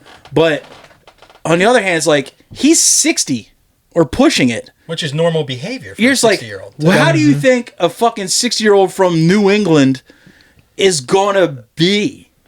Yeah, I think social media should just be taken from people. I don't think he rides those long distance bike rides. Oh, absolutely. I don't think he does. half the shit like he like says like he always talks about being in the Ironman races, and people went like because you can look up who's entered Ironman races. He's never finished one. He's entered like a bunch. He's never finished. Huh. Says he's an author, but if like you look at like you can look up his like this is the age of the internet. You can look up his book sales. Yeah, you may have wrote a book, but no one read it. You know, it's like I read the one. Actually, I own two of them. Oh, God damn it, Larry! You're part of the problem. Yeah. John, and the Harley book. If you guys knew what I read, you would probably ask me to go on. I read both their books just to have a comparison. Yeah, that's what I did. The one thing I liked about Harley's, John's came out way earlier. Yeah. The one thing I liked about Harley's, it was like Harley's one of those dudes like how Larry and I will do Pig, where it's like you got the Pig voice, like oh gosh, you know. Yeah. And when you read Harley's book, you're reading like in his Harley's telling that's the how story. it's written. Yeah. Yes. Yep. Definitely. I was always Team Harley just because the fact that he had the balls to write new songs. Yeah, and some of them were not Harley's bad. were, oh man. The first two songs on the Harley's Wars CD. I like the one with the black cover dude. that just says Harley Flanagan. Maybe it's got like the subway train on the front. Yeah, I think That's it does. good, Yeah. it's like so he tried, whereas He tours off of that. Still. Yeah. John Joseph's had like this whole lineup that just did the same. They only did the one record The same 8 songs. And then a For Bad like Brains tw- cover for- and a Who for- cover. It's like, for like Yeah. 20 years. Yeah. And like he had legit dudes in the band. I'm like, none of those assholes can write a riff. That don't make any sense to me at all. So my problem with the Harley thing is, as far as Chromat, like I feel that every band needs a frontman. So Yeah. when the frontman's playing an instrument, It's it tough. takes away. it takes Oh, away hell from yeah. it. It depends on the front man, but Nah, he doesn't pull it off. Yeah, I don't know that anybody pulls it off. I think Steve Look- from Morbid Angel sure does. Look, I love death metal, right? But I get way more excited when I see a death metal band play that has a separate singer as opposed to like a guitar player or bass player who sings. Explain Fetus then. I'm not a huge Fetus fan. Oh, well, you're something Now, else if then. you really want to be angry, when the drummer is the fucking singer, it's like, what are you, fucking Phil Collins? Or when the drummer I writes don't know, man. the lyrics. Dystopia is pretty awesome. Tomb Mold is pretty awesome There's too. like, there's exceptions to everything, but for the most part, it's like, I enjoyed well- Regional Justice Center. That was me yeah. fucking too, Nah. big time. but I don't fuck with two singers. Two singers is a bridge too far. Just singers, not like That's a bridge guitarist. too Yeah. far. they'd have to be so completely like separate, like different from each other. I don't even want here's that. That my wouldn't make sense. I have one argument. All else failed. A most bitter season. Yeah. Yeah, but look, as a record, it's good, right? But the two singers was cool live because they would just wail on each other. Beat the piss out of each But here's the thing, that doesn't translate to a record. Yeah. So and then you're like, all right. So then when Dave left and it was just Luke. Well, do you remember You're when like, Dave all right. left? He came back and played a theremin. Yeah. Did you ever see that? When he would just he make would come back noise? like 3 or 4 Nice. more. He came Yeah. back like 3 or 4. Yeah, he would, times. and yeah. but he still used the rockabilly microphone. Oh, fucking Jarhead's drummer sings too. What are you guys Yeah. talking about? I'm just saying. I'm not saying those bands are bad, you dickhead. I'm just saying I like it more Live, I prefer from it. when they have a front man. It depends on the band. I love that All Us Failed is still like in like the younger generations, people still love them. Oh, yeah. Because They're I feel fucking like they're such a awesome. different band from when they played like the Girls Inc. shows and stuff with the two singers. Yeah. But dude, the one I don't know the names of the guy, the bassist in that band, Oh, Steve Wagon. Yeah. the loudest. Lives in Aston. Good The dude. loudest- Maybe I should have said that, but He's a taller dude, right? Like the, Yeah, he's a big boy. loudest fucking snorer ever. I randomly thought about this because I know Sawing wood. Larry's really self-conscious about his snoring. Like, Yeah, when we go my away, he's snoring. like, no one wants to be in a room with me. But I don't like, talk like that. I was And honestly, I thought there was 2 Larrys in the room for a minute. so I was like, did Larry fucking just someone like? was talking about like I don't know where there was a conversation about snoring, and they're like, what's the loudest snoring you ever heard? It was this dude. It was. I've never heard anything like it. It was, when it was. Remember the Hellfest that was in Jersey, the infamous Bad Luck one? Yeah, the one that got 04? shut down. So yeah. we all went up, And at first, like, the Bad Luck dudes moved rooms, so they gave, like, me, Pig, and Ernie the card. Gymnasium. Like, stay in our old room. You know, they forgot to turn off the key. So we're like, cool. So we go, and then we go out and shit. And when we come home, the key's not working. Like, fuck. So we go knock on their doors, and we end up in this room with, it's like fucking all Joey, other Fat Dennis, like everybody. And this dude they're like, oh, so-and-so from All Else Fails on the pull-out bed. So we're like, all right, we'll just go sleep in the corner under the desk. Yeah, and this dude, it's like nothing I've ever heard before. It's louder than actual construction. And I was like, yo, he's going to die, like, dude, tonight. I've been in bands with fat dudes, right? And this guy was in good shape. Yeah, he's decent shape. Yeah. The worst snoring ever has been from skinny people. Really? Huh. Some people just have it. You know Brent Lafferty. Sure. He used to play guitar in Kansas Priest with me. Is that the Outlaw? Or? No, that's Rich. Okay. Brent was our other guitar player for a long time. Long hair guy. But he has a snore. I actually described it, and he still fucking brags about it, that it sounded like Chris Barnes swallowed a dial-up modem. And it was funny because, like, we were all, like, he went out as a road dog for Iron Price when I was doing that. And we were all, other than like 2 members, we were a fat band. And he was on just like fucking blowing us all. We used to get a separate room for the dudes that snored. Yeah. So, and honestly, I don't snore bad for a fat guy. So I ended up sleeping with Brent, and it was just like in my ear the entire time. I was like, Jesus. Like, how do those dudes have, like, hook up with chicks? Like, one night. Right? Like, I always, so my wife now tells me that I snore every now and then, and I'm like, I'm intrigued by it. I'm like, dude, record it. Like, there's no way I snore. I do cute little ones. But she never does. But then, like, if I'm not a honk me. I'm a honk shoe for sure. Sometimes if it's just me, no wife, no dogs, I'm like, yo, if I'm, like, sensible enough, I'm like, I'll hit my recorder before I go to bed. I've done that. I gotta hear this shit. I want to do that. Dude, I ripped farts all night long, and I'm like, never snort. They were monsters. There's apps you can get that do it automatically. Yeah. Snore Lab. Is that what it is? Yeah. Nah, I've recently have to I rip my best farts at night, dude. I get these fucking, like, these like, Instagram generated ads for like hostage tape and weird shit. Like, I use mouth tape. I use the strip. Yeah, I have a mouth guard. So I don't grind. Yeah, Larry had like a. That's my thing. Yeah. Larry pulled out a sleeping kit the last day. He's like, all this stuff. He's like, I got the mouth guard. Do you got a mask? Do you got the sleep apnea mask? I don't have the mask. He doesn't have apnea. Dude, I feel bad about that. Like, so I like dislocated my jaw from grinding. Like there was no cartilage. Yeah. Damn. So like I did like a whole thing, but now I wear the mouth guard. I shared a bed with you. You never snored back years ago. Yeah. Now it's bad. Well, I was talking to this asshole about it not long ago, and I told him that like when I first met Larry, he had a normal voice, and then like all of a sudden like overnight he starts talking like Kathleen Turner, and it's just like, where did that fucking come from? And I'm like, maybe it's when he started working at the junkyard, like he just inhaled something. Could be. Like, Kathleen Turner. He sounds like fucking Marge Simpson's sisters, and it's just like, and the thing is, like when I first met the guy, it wasn't like that at all. Yep. Yeah. But yeah. I've actually been to the dentist, and they're like, do you grind your teeth at all? I was like, oh. They're like, because your molars are fucking worn down. I was like, Jesus Christ, maybe I'm a horse in another life. I don't fucking know.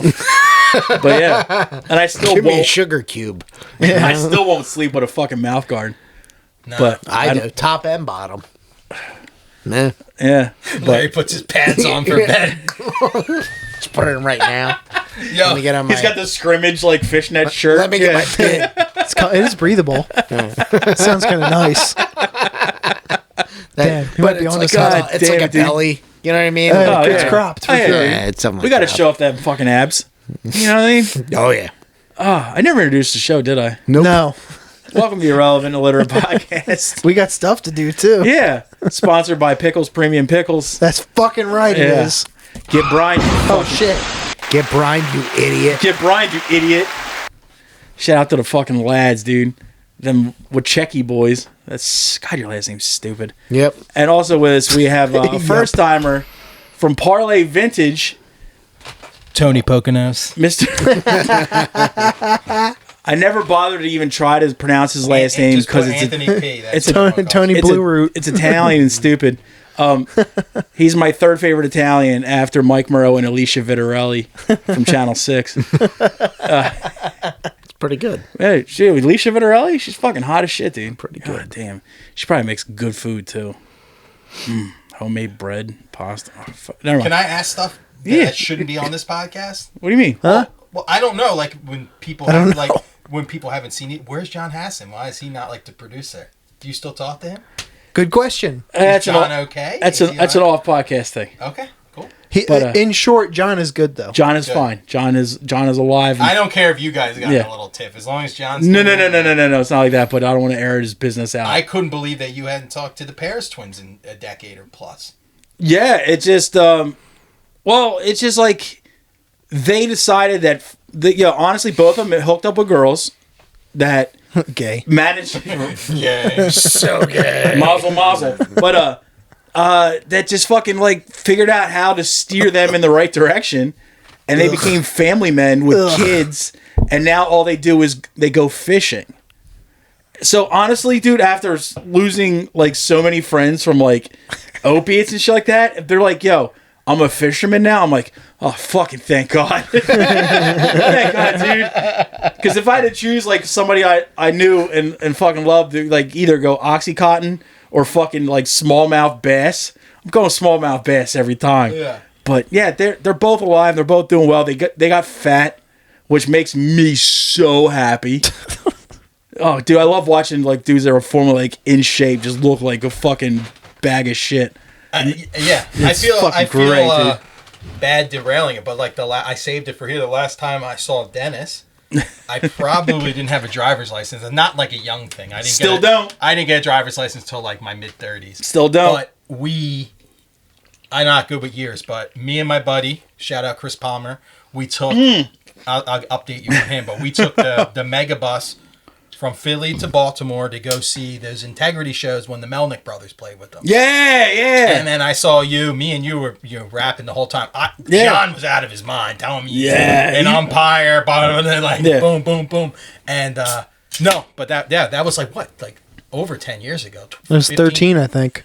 Yeah, it's like 2013 sounds about right. So we meet at the Mega Bus. You'll like this. 13 was the A389 Shout batch. out to fucking Chris Palmer. I love Chris Palmer. He rolls up, because obviously he's the dude who would go to that show with me. Yeah. He rolls up, gets on the Mega Bus. This is, would you say, 2013? About, yeah. I'm sitting That's there when the listening Melnicks to came my back. iTunes like a normal human being.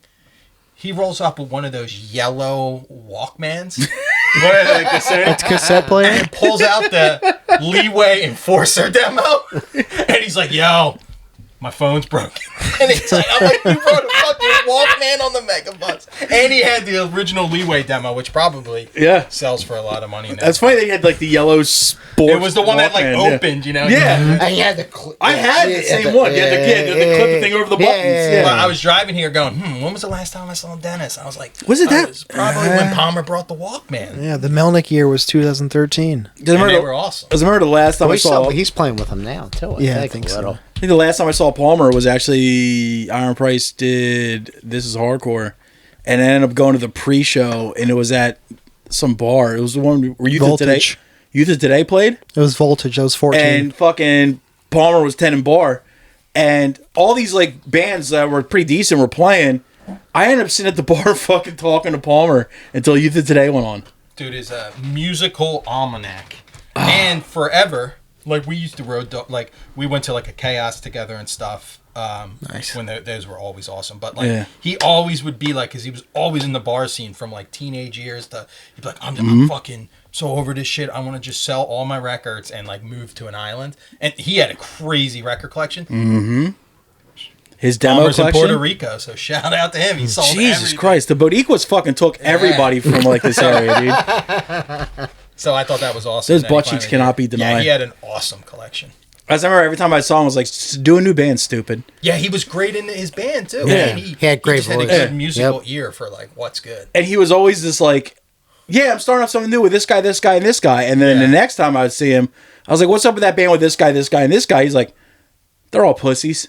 I was like, fair enough. The bar scene fucking... Yeah. The bar scene will suck your soul, the bar restaurant scene, because it just... If you don't get out of it at the right time, it's just going to absorb your weekends. Mm-hmm. And you're going to forget, like staying up, like going to bed at 4 in the morning, 5 in the morning. It's like going to be normal. Mm-hmm. It's a whole nother world. God, I love Chris Palmer, dude. Yeah, he's awesome. As much as I just gave you flowers for being the dude who broke down the Newark, like Wilmington, like it wasn't beef, but it was like awkwardness. When I first started going to Philadelphia for shows, people were trying to fight me every single time I was there. Like people did not want being a new person in there, like going in like I'm not talking like the bigger like Troc show horse shit. I'm talking like the smaller venue shit. People wanted nothing to do with you, and I was like this guy from Delaware is like, I want to meet people and like hey, I like your shirt and shit. And people were like, shut up, like F slur, whatever like that. Palmer was the first dude who was like, I was like, yo, that shirt fucking rules. And he'd be like, you ever hear this, and this? And you would just be like writing shit down, like, and going to check it out later at a later time. And like, you're like, damn, this shit fucking rules. He was the first dude that was like actually nice to people and fucking would like bend your ear just about music for like hours that you wouldn't even pay attention to bands. You're just like, listen to this guy talk. Yeah, he knew. Yeah. He outside of Joey, he's probably second in like turn me on to the most stuff. And I knew that was when I was older. Like Joey was, I was younger. This is like late 20s. I'm like, dude, what? I didn't even hear it. Like Japan and all that shit. When we were talking Delaware Rushmore, Chris Crust, when I met him, I was already into hardcore and shit, right? But I knew the stuff I liked. Chris was the kind of guy that would be like, okay, yeah, but have you heard of this? And it would be something that like you wouldn't normally listen to. Because like when you're younger, you aren't really willing to bend on what you like. You're not really willing to branch out. And Chris was like, yeah, you like Hatebreed, cool. But have you ever heard Ass Suck? Exactly. And you'd be like, no, that sounds stupid. He's like, no. And not only that, the next time you see him, he'd have a tape for you. Yeah. An Ass Suck tape of whatever he had, and he would tape it for you. It's like, here, I made you this, and hand it off to you. And then you would go home, and you'd be like, I love Ass Suck. Yeah, and then, like, shout out to Sweatpants Paul. Yeah, Paul Hampagna, Sal Georgie. I can't say being Hocast without shouting out Paul, but like those, like the shit that those, like Larry was like this too, where I feel like we listen to like everything, where a lot of people are like, no, we're only like New York hardcore mosh stuff, we're only like Stolic style or emo. But I look back at like the shit that like the Pauls and the Chris were like heavy into, like the His Hero Is Gone, Tragedy. That shit stands the test of time so much better than like H2O. Memphis. Oh, the Death Threat argument. Which Death Threat? I like the other Death Threat. Everybody does. There's no argument. No, like Dead at Birth is I've never heard one person say no. Death Threat is better than Death Threat. Ernie Talbert and Pig will argue the Connecticut Death Threat, but I like the crusty Death Threat. Everybody does. Death Threat. That's good to hear. I've never heard an argument for the Connecticut Death Threat. I mean, they're great. Don't get me wrong. They're awesome. But they are, yeah. Yeah, everybody seems to like one-word Death Threat more. Yes. I definitely didn't think you would say that. I would assume. That's all I've ever heard. I like them both equally. I wonder what Tyler likes. He would be interesting to ask this. Probably the one word, I guarantee it. I was about to say, I was thinking of how to say that. Yeah. But the cool thing about Tyler too is he's still young enough to be like, what I like most is like if I go back to like my text chain with him, it's like me being like sending him obscure stuff, be like, yo, here's Frampton's show from last night in the UK, or like today I sent him the Ultraviolent Crime for Revenge 7-inch, and I was like, dude, listen to this, it's like a UK 83 stomper, and he's just like, oh damn, let me check it out, and like he'll report back on it and be like, yeah, it's awesome. As an older dude that always likes to recommend stuff for younger people or people you just probably don't know about it, one of the worst things you can hear back is, oh yeah, I already know what that is, and like damn well they don't know what you're talking about. Oh yeah, definitely. But what makes you happy is when young kids are willing to admit that, hey, I haven't heard everything. Yeah. Mm-hmm. I haven't listened to every single thing in the world, and they actually like pay attention to what you say, and then the next time you see them, they're like, yo, that was really good, or that sucked. Even that is like, okay, at least, but there used to be a lot of kids like, oh yeah, I saw them. Like, did you? Because I never got a chance to because they broke up in 1984. You know, shit like that. There's like, yeah. So Tyler was one of those kids like that. No, that was good at responding with it. Oh, yeah. Because like, what I like about him, like when he probably first started playing music and whatever bands he was in first, he probably, 2-word death threat was probably like the greatest thing ever. But like now as he like the other day, he had texted me once like, hey, you ever heard of this? And was like confused from Japan. And I like text him back like the 7-inch. Yeah. Now like his ear now, he's definitely like, oh yeah, one more death threat's 10 times better. I used to be all on board. Two-word death threat, and here's the thing: I still like the first 2 releases they have. I still think they're one great. That's like SDS. I like that. Is that Now Here Fast? That's the good one. No, that's with the guns. They're holding the guns up. Peace and security. So, yeah, and those 2 are great. But then everything after that, I'm sorry, it's garbage. It stinks. Like the fact that they have an album called Nowhere Fast, like a song called Nowhere Fast, and then another one called Now Here Fast. Like, cool, you added a comma, you're dorks. And I can't take you seriously. Fuck grammar, dude. And I can't take you seriously anymore. And it actually, Janice was the one who brought me around on 1-word death threat. He's like, yeah, okay, I get you like that, but listen to this. And I was like, Ripper. fuck. And like, I didn't want to admit defeat. Do you think if he had to choose between Youth Crew Straight Edge and like Crust, what would he go towards? Crust. Without a doubt. And here's the thing that's funny about Dave now is I jokingly call him Death Metal Dave, is he's come around on death metal. Like, honestly, because like a lot of the crusty stuff, it's basically less metal. It's less produced death metal, some of it. Yeah. So some of it, like, he's really gotten it, like the old like Peaceville Records, like death metal shit, and he's gotten really into it. So like he comes to me with like the crusty stuff and like the punk shit that I've never heard. And he's like, yo, you would like this and this. And he's right. And I'm like, all right. And you would like this and this, talk about death metal.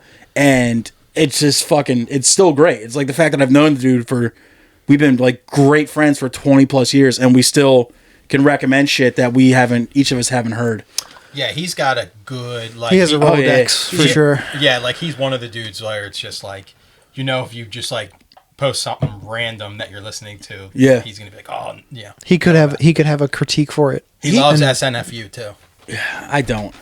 There's some shit that he recommends, I'm like, nah, dude, I'm good on that. But honestly, it's to the point now, like, he's known me so well, so long, that he'll post, like, his, like, he does those record challenges on, like, Instagram and shit like that. And I'll just, like, I'll see a cover, it looks kind of cool, and maybe the name's kind of cool. I'm like, I just comment on it. I was like, yo, would I like this? And he'd be like, no. And he's normally right. You should see. He knows me well enough. You should go to that. You probably know about it, but that, like the Punk Fest that's getting big in Philly now. Something to talk about, but it's all like a lot of like the Crust and the D Beat stuff. Yeah, it hasn't happened yet this year. Yeah, you should talk to Dave and see which lineup you would like. Come up one day for that. I would definitely go, but the thing is, like, I don't drive, and no one that I like hang out with that would want to go to a show is into that. Me and Dave would go. He'll be there. Yeah, but you got like, no one's going to come down to Delaware, pick me up, and then drive back to Philly. You know what I mean?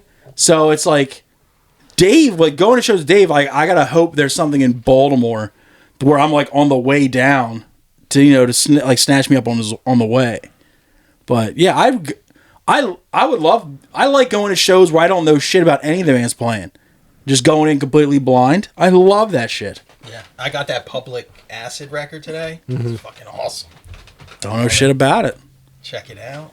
I love being like old as I am and still being able to say, "Whoa, I don't know what that is," but it always bothered me with those kids and when I say kids, there's honestly people that my age that still do. Is like, "Oh yeah, I know what that is," you know, but you don't.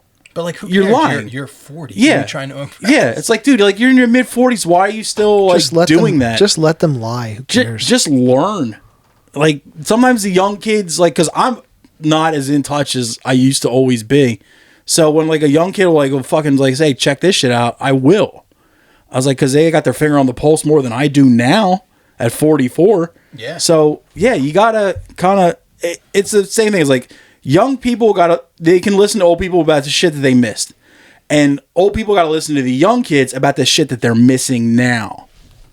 So it's the only way you're going to fucking keep finding good jams. People are like, oh, hardcore sucks now. It's like, because you're not fucking digging. You're not asking questions. You're not listening to the young kids. Yeah, they're reading headlines. Yeah. Larry and I have like buddies that are totally like out of the scene. Have no, and like every once in a while, like I'll recommend like something that's really hitting now that I think, like, for example, listen to The Chisel. You'll love it. This kid loved it. The Explosion in high school. But I'm like, this is something that you will like. And he's always like, there's never any good music these days. But also, like, I could... Not on the radio. I could find, like... I go into, like, rabbit holes. Like, you're talking about death metal. Like, 2 months ago, Larry was concerned for me because I went into a really dark black metal hole. But then, like, I'll move over. Now I'm in, like, back into, like, Japanese punk and hardcore. And I'm still... finding and listening to stuff. Like, I went to a record fest on Saturday and bought Deep in the Heart of Texas punk comp from like 79 to 83. And I'm like finding out bands now that they're fucking awesome. I've never even heard of them before. Because that, honestly, comps were the way to find bands. Yeah. That's why, like we're the Punkorama generation. Yeah. That's why those comps were only $5. Is because they wanted you to learn or to, like, because people, like, you go to a record store, you only got $20. And you already have like a plan to buy this one CD, you're not going to buy anything else. But if you see like this $3, $4, $5 comp, you're going to buy it just for the hell of it. Oh yeah. You may know 2 bands out of the 15 that are on the fucking thing, but it's like you might find something. That's how I bought the In-Flight program. Rev. Yeah, that's why I was like, it's like $1, and it was like 30 goddamn bands on that shit. You know how much money Rev made off In-Flight or Fat Records made off Fat Music for Fat People? Those were always $5. Like, it was advertising. Because somebody would find like a band on that, like, oh, I really like this. Let's get that full length. Holy shit, Propagandi's the best band ever. No, Propaganda does. No, they're not. Nope. I don't like them musically, but I love them, like, the attitude of that band. That's I don't give a fuck. Nope. I love America. I don't give a shit. Love America. They're Canadians. No. They moved to Canada. Fuck Joe Biden, free Palestine. I'm with that shit. You know what? The main reason I fucking hate Joe Biden, every time that motherfucker comes back to Delaware, so every weekend, fucking much, and the state shuts the fuck. It royally fucks up 141. Did you see the video of the chick hitting the jewel with him in the background? It was the greatest thing. Fucking baller shit. He was in some like college girl house, and they're like jewel hits with Biden, and he's like walking around all law. It's like brand new. What the fuck? Awesome. Like, what is he doing in this like sorority house? How, dude? It was so awesome. My kids. That's AI. Fuck that. That's not real. Even if it's AI, I love it. The idea of so that. much. What were you saying, Larry? My kids wrestle at Tatnall. Brag. They don't go there. They just wrestle there. The harder brag. And see you later. And I don't know. Has anybody ever done that one? Yes. Shockingly, yes. Eddie, dude, picking them up for practice when he's in town is it's brutal. Fucking impossible. It's like Tommy said, 141 is fucking. It is impossible. As soon as you see the black SUVs with the fucking the cherries the lights. and the 5:55 p.m. You're just like, because like you're coming home, like at the end of the day, you're like, I hope I don't hit a train. I hope I don't get caught behind a train. And then all of a sudden you see those SUVs blocking off at like an exit ramp. You're just like, fuck. Yep. So the thing I hate about that dickhead most is like, dude, you live at the White House. You can go anywhere. Why the stop coming back? Stop to coming back. Yeah. Stop coming back to Wilmington, you dick licker. Well, Trump said it himself. The White House is a dump. I mean, honestly, they don't want to sleep there. I mean, honestly, this guy makes sense to me. It's like, dude, it's a fucking piece of shit old house. Like why would they stay the there? Playboy Mansion? It's just real run down, and it was probably top of the line. Do you imagine how bad the Playboy Mansion probably smells? Oh god, yeah, just butthole, an old hef sting. No, old cum. Fuck, just cum, butthole. Just the grotto in the pool probably. Poop. The grotto in that pool probably smells like a nightmare. And like shitty pizza, like just like Domino's. You know what I mean? Like that type of grease. Like no, we don't get the good pizza. The one thing I will like forgive any president that like leaves all the time from the White House is like when they take helicopters out. I'm like, That's what you think he would do, right? Like, that's what you would do, because DC traffic is the fucking worst thing in the world. It sucks, yeah. Yeah, but when he was senator, governor, he used to take the Amtrak all the time. Yeah, that was his bragging point. That was his Bruce Springsteen, I'm a real American moment. Yo, it's Biden's kids and Ian Fidance went to the same high school. That's just crazy to think about. Yeah. That's funny. Yeah, they did. Oh, God damn it, dude. Yo, every time somebody be like, Delaware, I'm like, nah, that's a Scranton boy right there, buddy. Yo, while we're on the topic of Dave Janis, we got to get to this dramatic reading. Okay. Or I'm going to fucking start screaming at you guys. Oh, yeah. I meant to bring physical copies. I have them. He printed them out. Now... This is a sick picture, though. I mean, he looks cool as shit in this picture. He looks so youthful. And our guest Anthony here has found an old J-Tree record zine that frequent guest of this show, David Janis, did an interview in. Because was he an intern at J-Tree? He was an intern at J-Tree. I think his mom hooked it. I think his mom was working at. Well, it might be in here. It's in the. But anyway, in the first. Yeah. If they tag me or whatever on this in social media, if anyone wants PDF copies, I'll send them to you. You're like the fucking. This was Anthony's second zine. Dude, the first one was Saturated Fat, if anybody remembers it. I do remember Saturated Fat. And this is from Clumsy. This is like a fucking Edward Snowden leak of the local area. Am I reading, or do you guys want to read this? You two do it. Okay. All right. Are you doing Dave's part? I'll do the interview part? Oh, yeah, you have to be... He has to be unbiased here. I don't care. We all know Dave, though. So? Then how's it going to be unbiased? Because you weren't involved with J-Tree Records. I think Dennis and Larry know him the best, so they would be good for the reading. Exactly. Fair enough. Do you want to do the interview, or do you want to do Dave? You do Dave. I'll do the interview. Okay, go ahead. You should probably hold it in front of your face. That's great for the camera. It's in front of my face. That's how I read, dickhead. I can't read if it's behind my back. Dave Janis, J-Tree intern.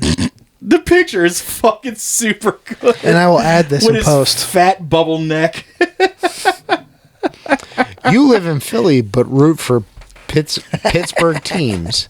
How's that working out for you? I don't know shit about hockey, but I know Sidney Crosby is a crybaby. Do you agree? Well, Philly fan hate for all things Pittsburgh is basically my life's blood. If I could still distill it down into liquid form, I'd sell it and drink it. I I tried to be a Sixers fan briefly, but troglodyte Philly fans reminded me that I need to be consistent. Also, I'd like to thank Gary Bettman for handing the cup to Sid in 2009. Greatest achievement in sports trolling.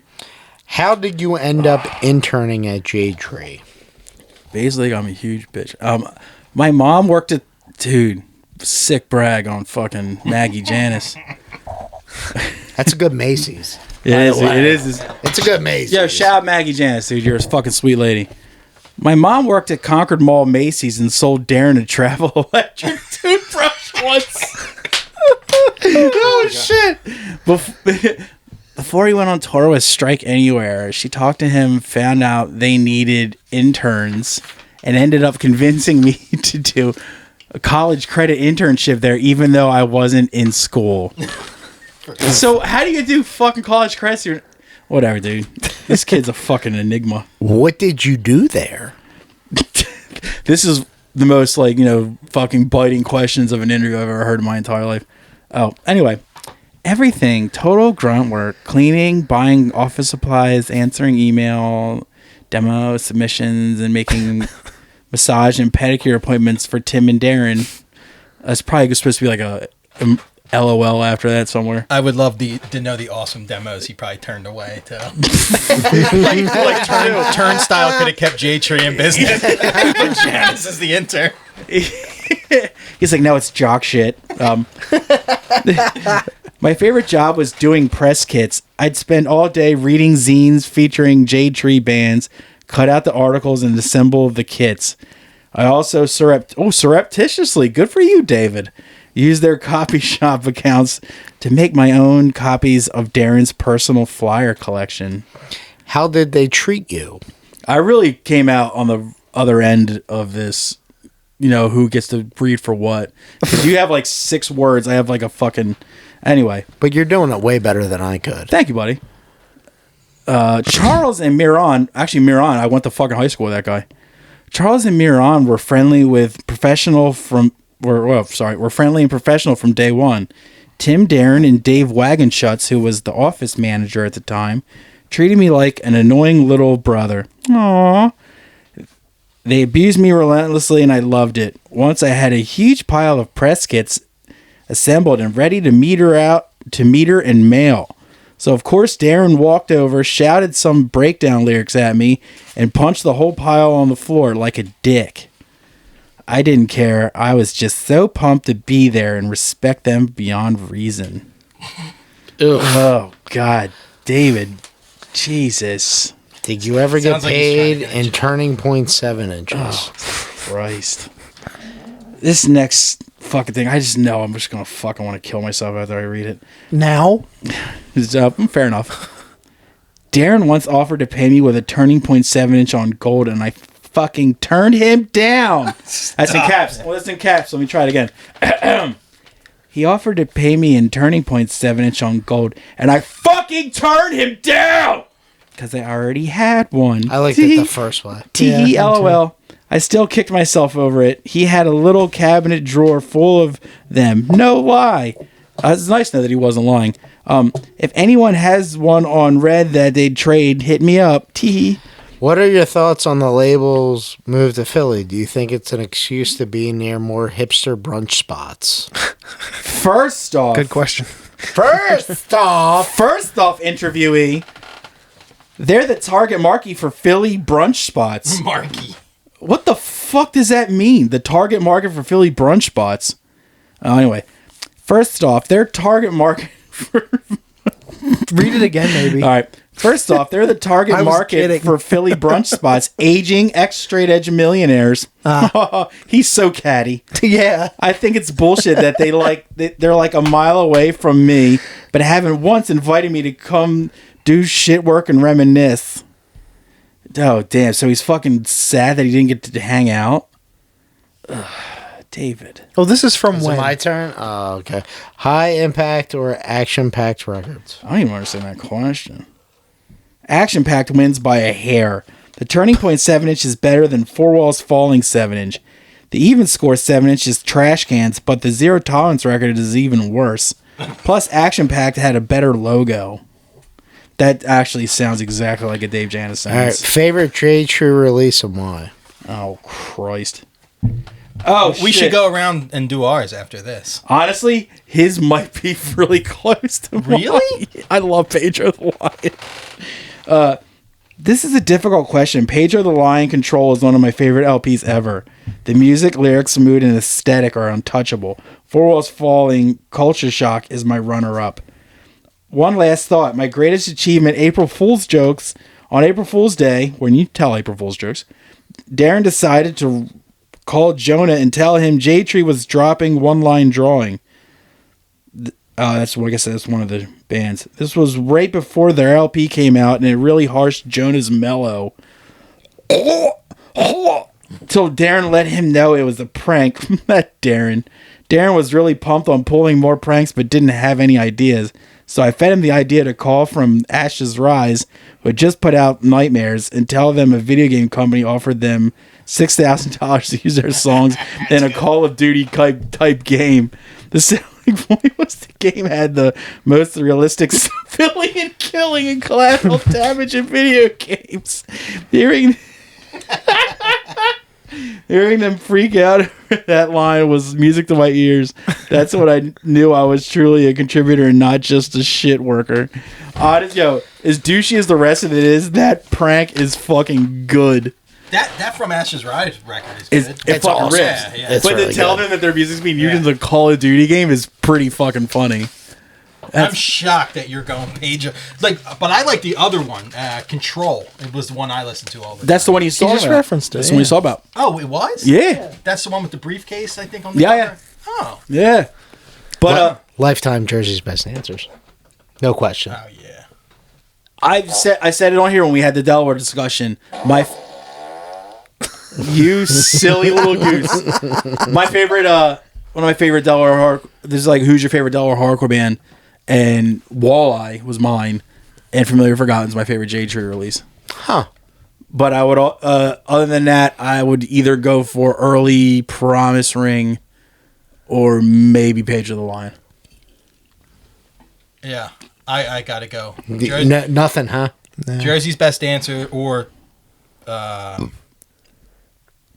Damnation record. what's the Nothing Feels Good Promise Ring? Explosion, flash. Explosion, flash. No. I don't Yes. have a. I guess I can't say no to somebody's opinion. I don't have a reference point to their catalog, so I couldn't say. If something that I like is a Jade Tree record, I'd be like, oh shit, didn't know I that. can see it flying under your radar. Yeah. They did what's Damnation record they do? No More Dreams? Yeah, I think they did. No Yeah. Dreams. So that's like a fucking classic. Yeah, it's super. Is that the one with the tank no, on it? that's That's the on Rev. Rev. It's before that. It's on Rev. Oh. It's the one with like the With that fucking, Damnation's like in that cut font, right? yeah, it's like a purple. Yeah. Cover. They did a split with yeah. Walleye too. Yeah. I had a whole. I didn't know what kind of the visual aspects, but I had a whole tote bag of Delaware records. I should have brought them. It would I probably- wanted to do like I brought. You talked about. I brought all the rail. I had all the railheads. The Yeah. hard response single. What was that? Single Bullet Theory. Single Bullet Theory. I still have their demo tapes, both of them. My answer would probably be a Walleye record, though. Nice. Honestly, What's the Delaware like punk hardcore band?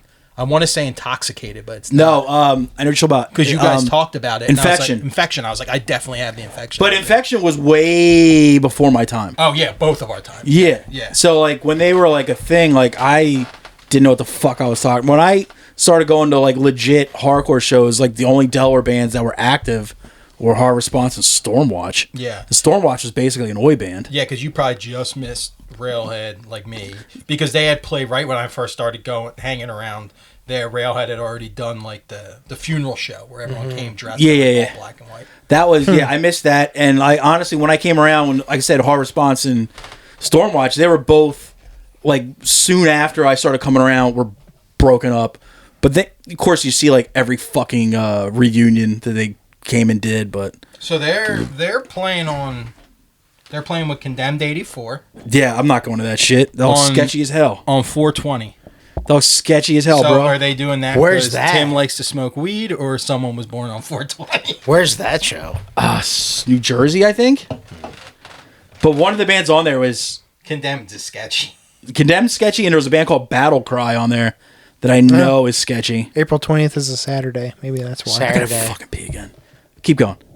But yeah, Condemned. I like The Hitler birthday angle. Oh shit, I forgot.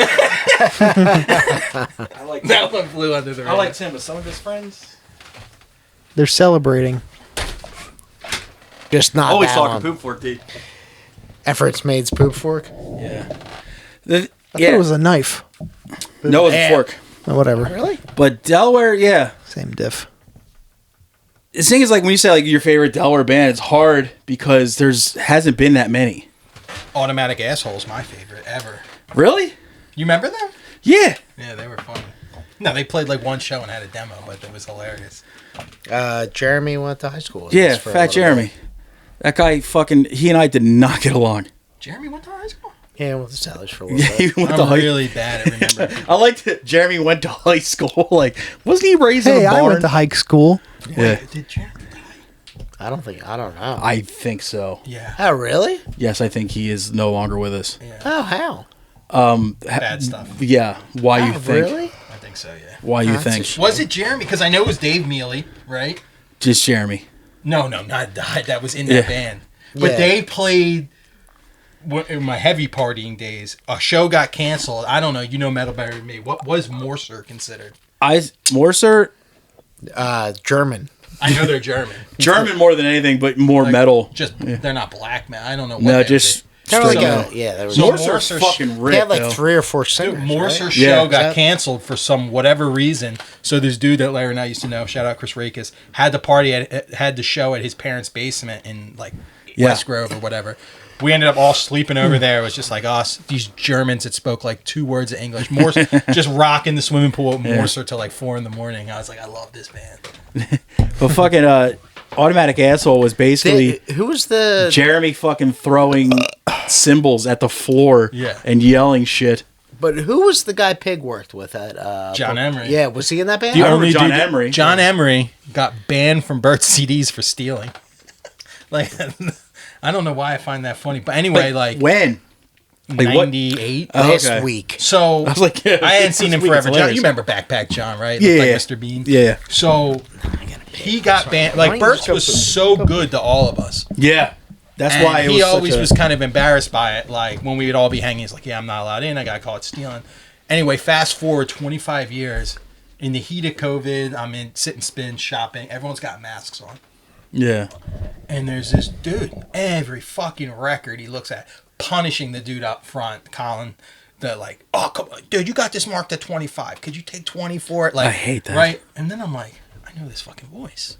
Isn't it ironic that in the heat of COVID, when everybody was all masked up, I feel like I saw a lot of people who I haven't seen in a long time, and I recognized them with the fucking mask on. Yeah. Yep. How weird is that shit? And then it's like he said, voice. And then finally, I pull my mask down. I go, "John Emery?" And he's like, "Yeah."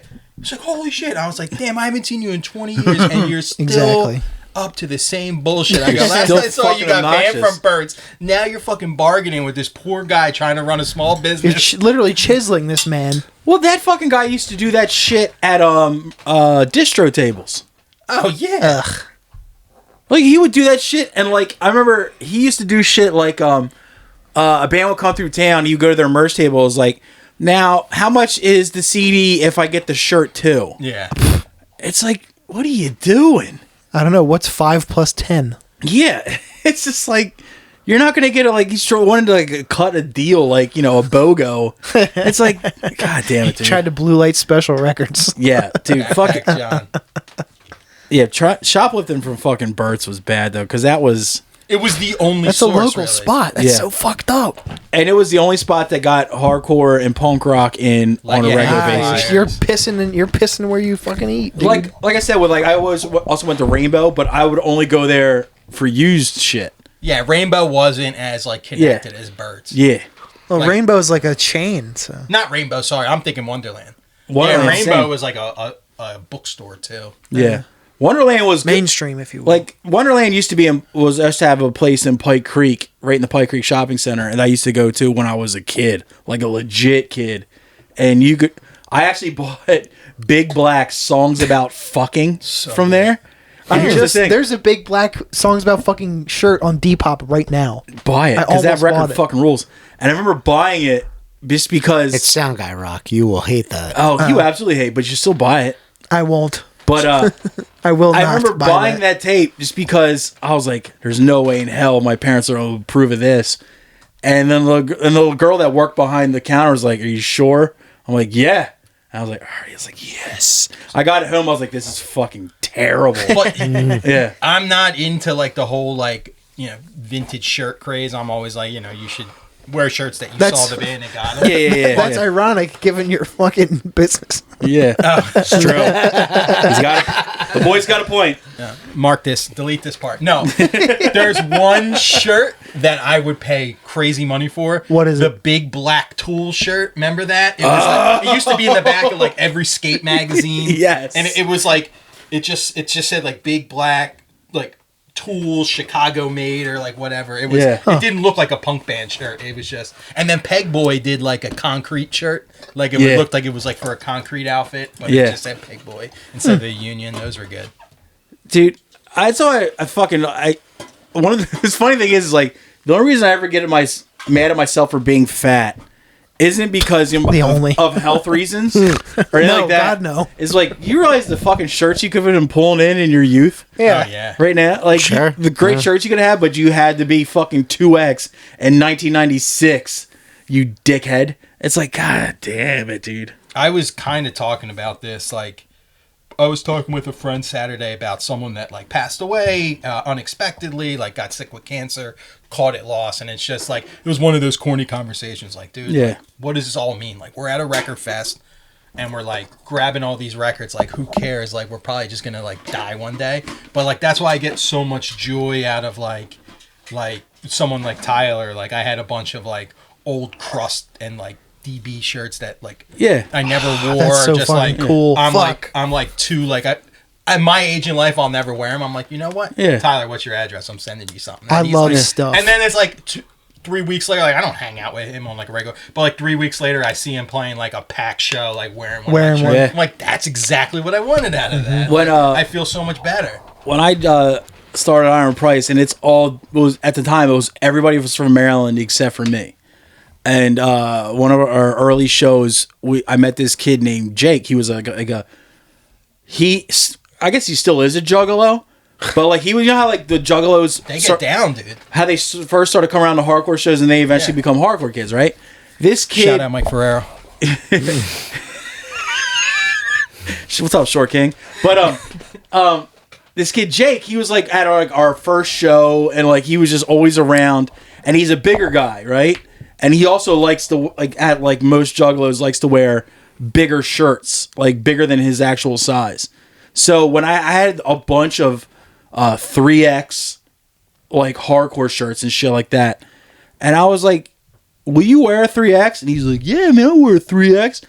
So I seriously, one time I packed 2 trash bags just full of shirts that I had pulled out of the closet and my dresser, and just like, here you go. And then you like see him like it shows like the next like couple years just rocking the shirts that you used to wear all the time. You're like, fuck yeah, dude. That's the shit Dom Pappin was looking for. He hit me up, and he was like, you talked about it like 5 times. He's like, you got any old hardcore shirts? I'm like, dude, I am way too fucking fat for you to wear the shirts that I used to have.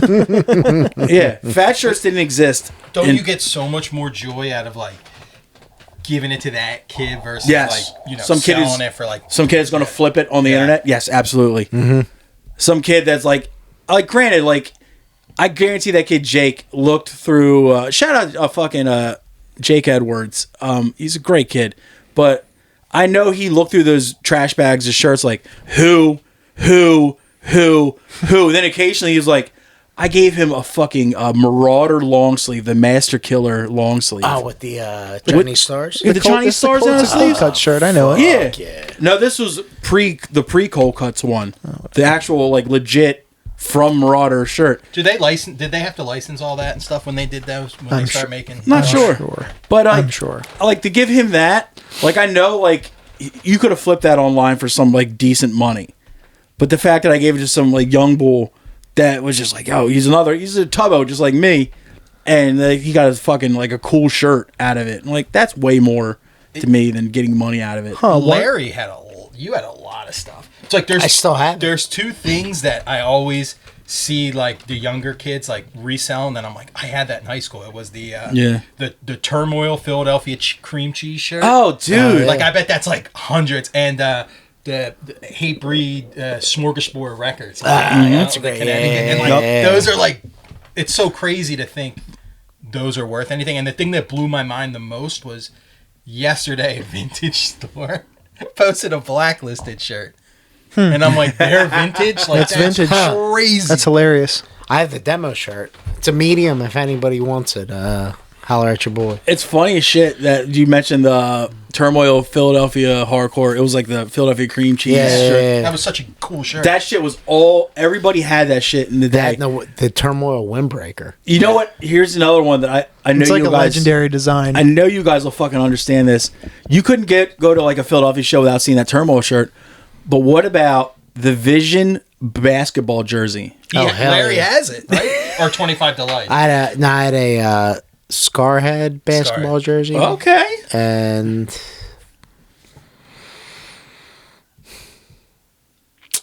I don't remember. All right. I definitely had a 25 to Life shirt. The black one, the graffiti. Yeah. That with the guy with the fucking hoodie on. To that kid, Jake. The guns. Yeah. Such a good shirt. Where the red from the fucking 25 to Life bled into the white underneath of it. Yeah. One time I went to James Tussey's house to look through his old shit. And I remember when you said you like flip through, I was doing that with his shit, just like nah. Yeah. And he tried to sell me an Integrity 4-sided long sleeve of it might have been Systems. No, it was the black one with the blue. He was like $100, and I was like, "No, are you drunk? They'll reprint this in like 10 days." Do you think I have $100 on me? Number one. And also, you think Integrity is above reprinting merch? Get out of here. Yeah, dude. But the Turmoil shirt and the Vision, it was a Victory long jersey, sleeve. Sorry, was impossible to go to a show for like a 5-year span without seeing multiples of those shirts. It's just impossible. It's fucking funny. I've ever my boy Mike Fitz got a Buried Alive jersey when they played UCC on Main Street, and he was like super stoked. It was like the Buried Alive Fighting Irish. I had that sweatshirt. He took it home and watched it once. All the lettering came off except for B and R. Who booked that show? I think that dude John. I did. I think that dude is either that dude John from that band, The Death of Us, or it was the Boy Sets Fire guys. Oh, I didn't realize that they. Well, they did if it served them. I think that's my favorite Scott Vogel band. Oh, absolutely. Like hands down. Absolutely. Yeah. I mean, it definitely has staying power. Them and Despair are fucking phenomenal. Were they simultaneous? I think didn't Despair lead into Buried Alive? Yeah, kind of. Just like, I'm a Terror guy. I like Terror. Buzz. A lot of people suck Slugfest dick too. Slugfest stunk. Anybody tells you that is the person's like, I only like the first Snapcase 7-inch. Like, go fuck off.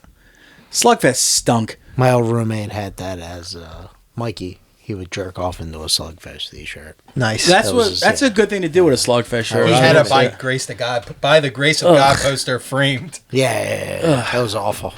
I still have it on my wall to this day, a Victory style 1996 like poster, and it's got like all the band lineup on, like all the label lineup on it.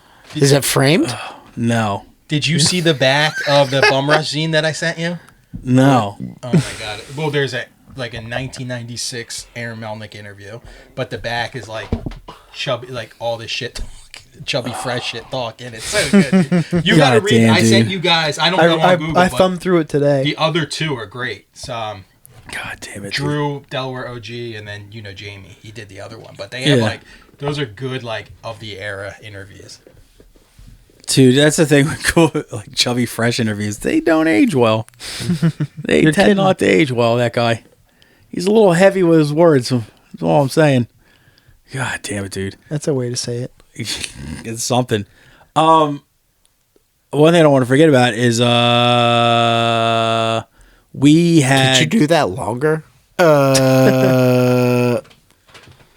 yeah. Okay.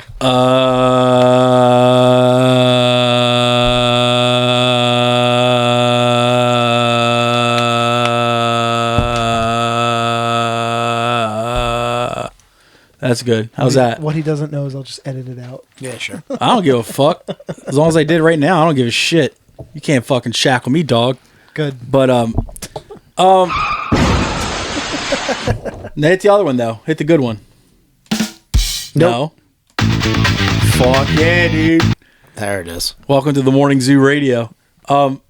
So I know most of us here watch the H. Foley special on YouTube. Mm-hmm. Whoa, shit! Really? Yeah.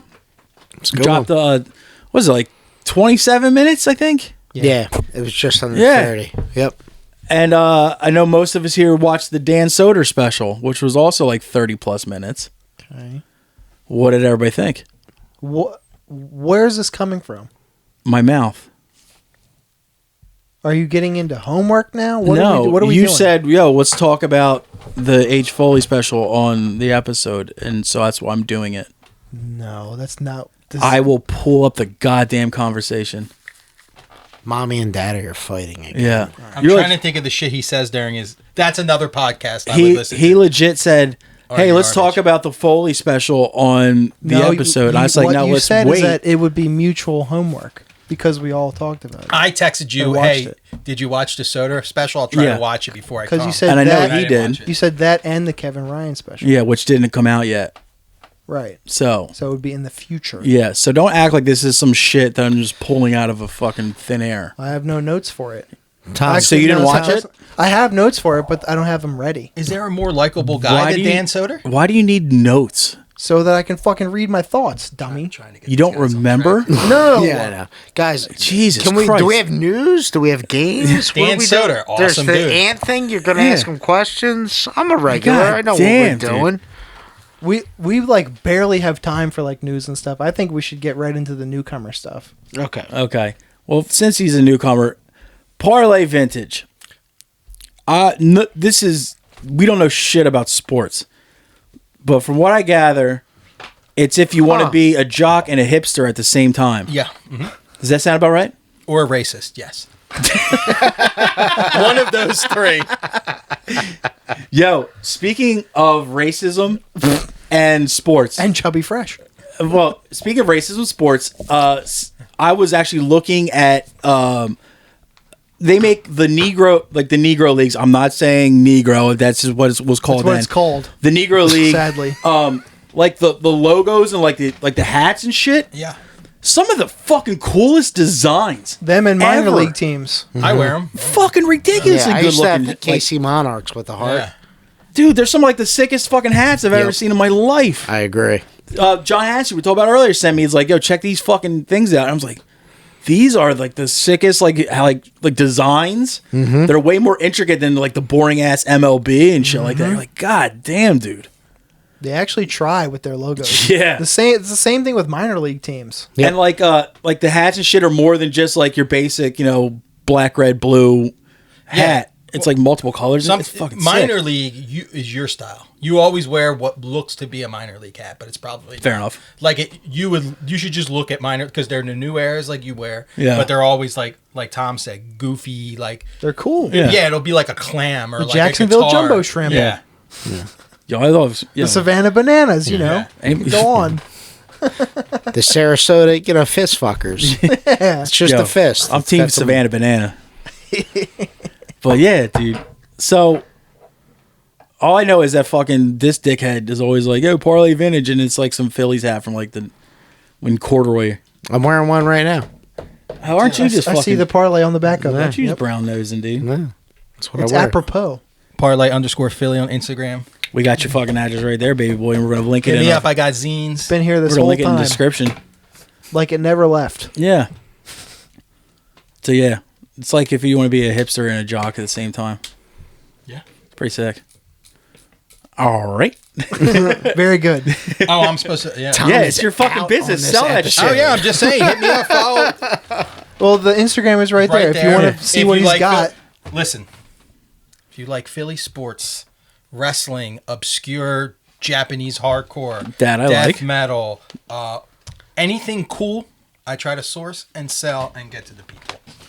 That's it. I'm So trying you- to live off the radar. You strictly do like Philadelphia teams though? No, everything. Like if I go out and I see like a Bull starter jacket, I can buy it and resell it. It's all online, so I try to hit all the markets. But Philly does good. I'm in my kind of living off the grid midlife crisis phase.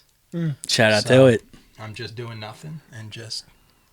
It was weird. I met with like a retirement guy today, and I kept referring to like he kept going, all right, well like what's your lifestyle going to be when you retire, and how old you want to be, and I just kept referring to like Teddy K without the weird stuff. Like and he's like, who? And the kid was like 24. And I'm like, I want to like live in the woods and chill and listen to music and just live the simple life. I don't need a lot. How fucking great is it that the Teddy K life is like Appealing. when we're talking about Ted Kaczynski. Now when he hit the fucking like everybody was talking about, the Unabomber and shit like that. Everybody's like, oh, he's some kind of freak that lives in the woods and doesn't have any attachment to this. That there's like some of us was like, besides killing people, that's probably it's a pretty sick setup. Oh, yeah. Definitely. Very low key. Shout out to War Mode. Oh, dude, I'm not racist. It's I'm funny. not a Holocaust denier. The funny thing is like, dude, I get all the stuff I've read about Ted Kaczynski. I'm just like, he had it figured out. He was so ahead of like the technology boom and how it's going to ruin so much. And It's true. If he true. could have just compiled his thoughts a little bit better. If he was like 2 steps back, he would have been. Yeah. If he was just on a different spectrum of autism, he would have been to where it was like nonviolent. Yeah. Dude, get into trains. Like, get into... Something hyper specificity, not murder. Could you imagine if Teddy K never got into like anything violent or blowing up, whatever, and he just had his own like YouTube channel? Dude, he'd be the man. Or just, he wouldn't do YouTube. It had to be like a printed newsletter. But dude, he'd have followers out the fucking ass, dude. You think he would film anything? Like all those people that are like detached from society, they're like, oh, dude, this guy's got to fucking figure it out. I do like, I love being detached. Like I was like, I really don't want. I was like thinking of excuses to get out of doing this. I was like, I'll take it. Same. And then like I watched weekly. I watched the Tyler one and like obviously started texting with Dennis after because it like hit my wheelhouse. I'm like, all right, I'm gonna do this, but like I'm totally happy. Like Larry makes fun of me for group chats, but like I have the people that I like and I want in my life. Like if I can get a laugh out of the boys, that's all I need. Like, I don't need to be like all up on, Yeah, I was like the same way until Dickhead over here was like, you should do a podcast with me. I was like, no. And you're like, do it. I was like, all right. And then just, all right. So wait, other people want to listen to me say dumb shit other than like the 5 people I have a text chain with? All right. But, yeah. But yeah, I would definitely love that Teddy K lifestyle. Except I'd have to do something about those nosy ass fucking neighbors he had. God damn, I fucking hate a narc. Could you pass me a seltzer while you're over there, please? Yes. Did he? I thought it was his brother that put the It was his brother. It was, but the person that his brother dry snitched on him. Yeah. But no, he dry snitched on himself, and his brother picked it out because he said a turn of phrase backwards, and he was like, "My brother is doing fuck shit." Oh, I gotcha. And but his neighbors were the first people to ever really like notify the authorities about him because he never left his house other than like very rarely. They're like, we think he's up to something, and then he lived in like meth central, so they kind of like tried to rat him out for being like a meth cook. Where, like Washington or some shit? Or Yeah, way out there. And so he just fucking. They were fucking pussies. My mind was blown. I know it wasn't a real town, but watching that new True Detective series, like forget about if you liked it or not, but just the last 2 shows I watched, that was in Alaska, and the one before that was Australia Outback, and it's just like looking into all of that, like how just uncharted it is insane to me. Everybody gets like, I'm like, everybody's like, oh, I'm scared of cities and shit like that. No, I'm scared of places like that. Yeah. Australia is the Amazon River. Or not even like talking like nature shit, but the white people out in those areas. Oh, God. Are way more fucking terrifying than anything else you're going to find in the city. Australia is a landmass that's so big that it's its own continent. Yeah. Right? Yeah. And people live on the outer coasts, and that's it. Like anybody can say like, oh, a Chicago, Hispanic or a black dude, whatever. Like, no. Montana white. Sorry. Yeah, that's terrifying to me. You make a wrong turn and like use their driveway to turn around. Yeah. Montana White is shooting at you right Oh, away. abso-fucking-lutely. He's been waiting for that all day. Yeah. That's if you don't fall into the moat. He's been seriously tapping that rifle on that front porch for so long, and finally someone just fucking goes down the driveway. That spotless, clean rifle. I'm a veteran. We got a fucking recurring segment strictly for the newcomers, first timers, and this is 12 of the hardest questions you'll ever be asked in your entire life, Mr. Anthony Pizzeria. Margarita's Pizza Main Street. R.I.P. dude. R.I.P. R.I.P. It's not dead. It's just somewhere else. It's not the same. It's just it's really sad. God damn, that buffalo chicken pizza. That really brought our bond together, I think. Yeah. Like I kind of made that the central. It was like there and Switch, right? That's like the only place I get a barbecue slice from. It's a great barbecue slice there too. Man. God damn. Many a night I've spent in those red fucking booths. The ones that it's hard as fuck for me to get out of, yeah. I know what you're talking about. I've brought this up. I recently hit up Chow on Chow Pizzeria. Yeah, Prices. Yeah, Price's Corner. My sister worked at that one. Funny It's enough. it's not the same, but it's still A lot of Delaware hardcore kids worked at that place. it was still pretty good. It wasn't terrible. They got new owners. Did they? No, she worked at one, not Prices, more in Wilmington. There Yeah, is she more worked Trolley. Trolley. Yeah. There's one in Prices now? Yeah, Yeah, I there's think always it's that been. one. And there was briefly one at Fox Run.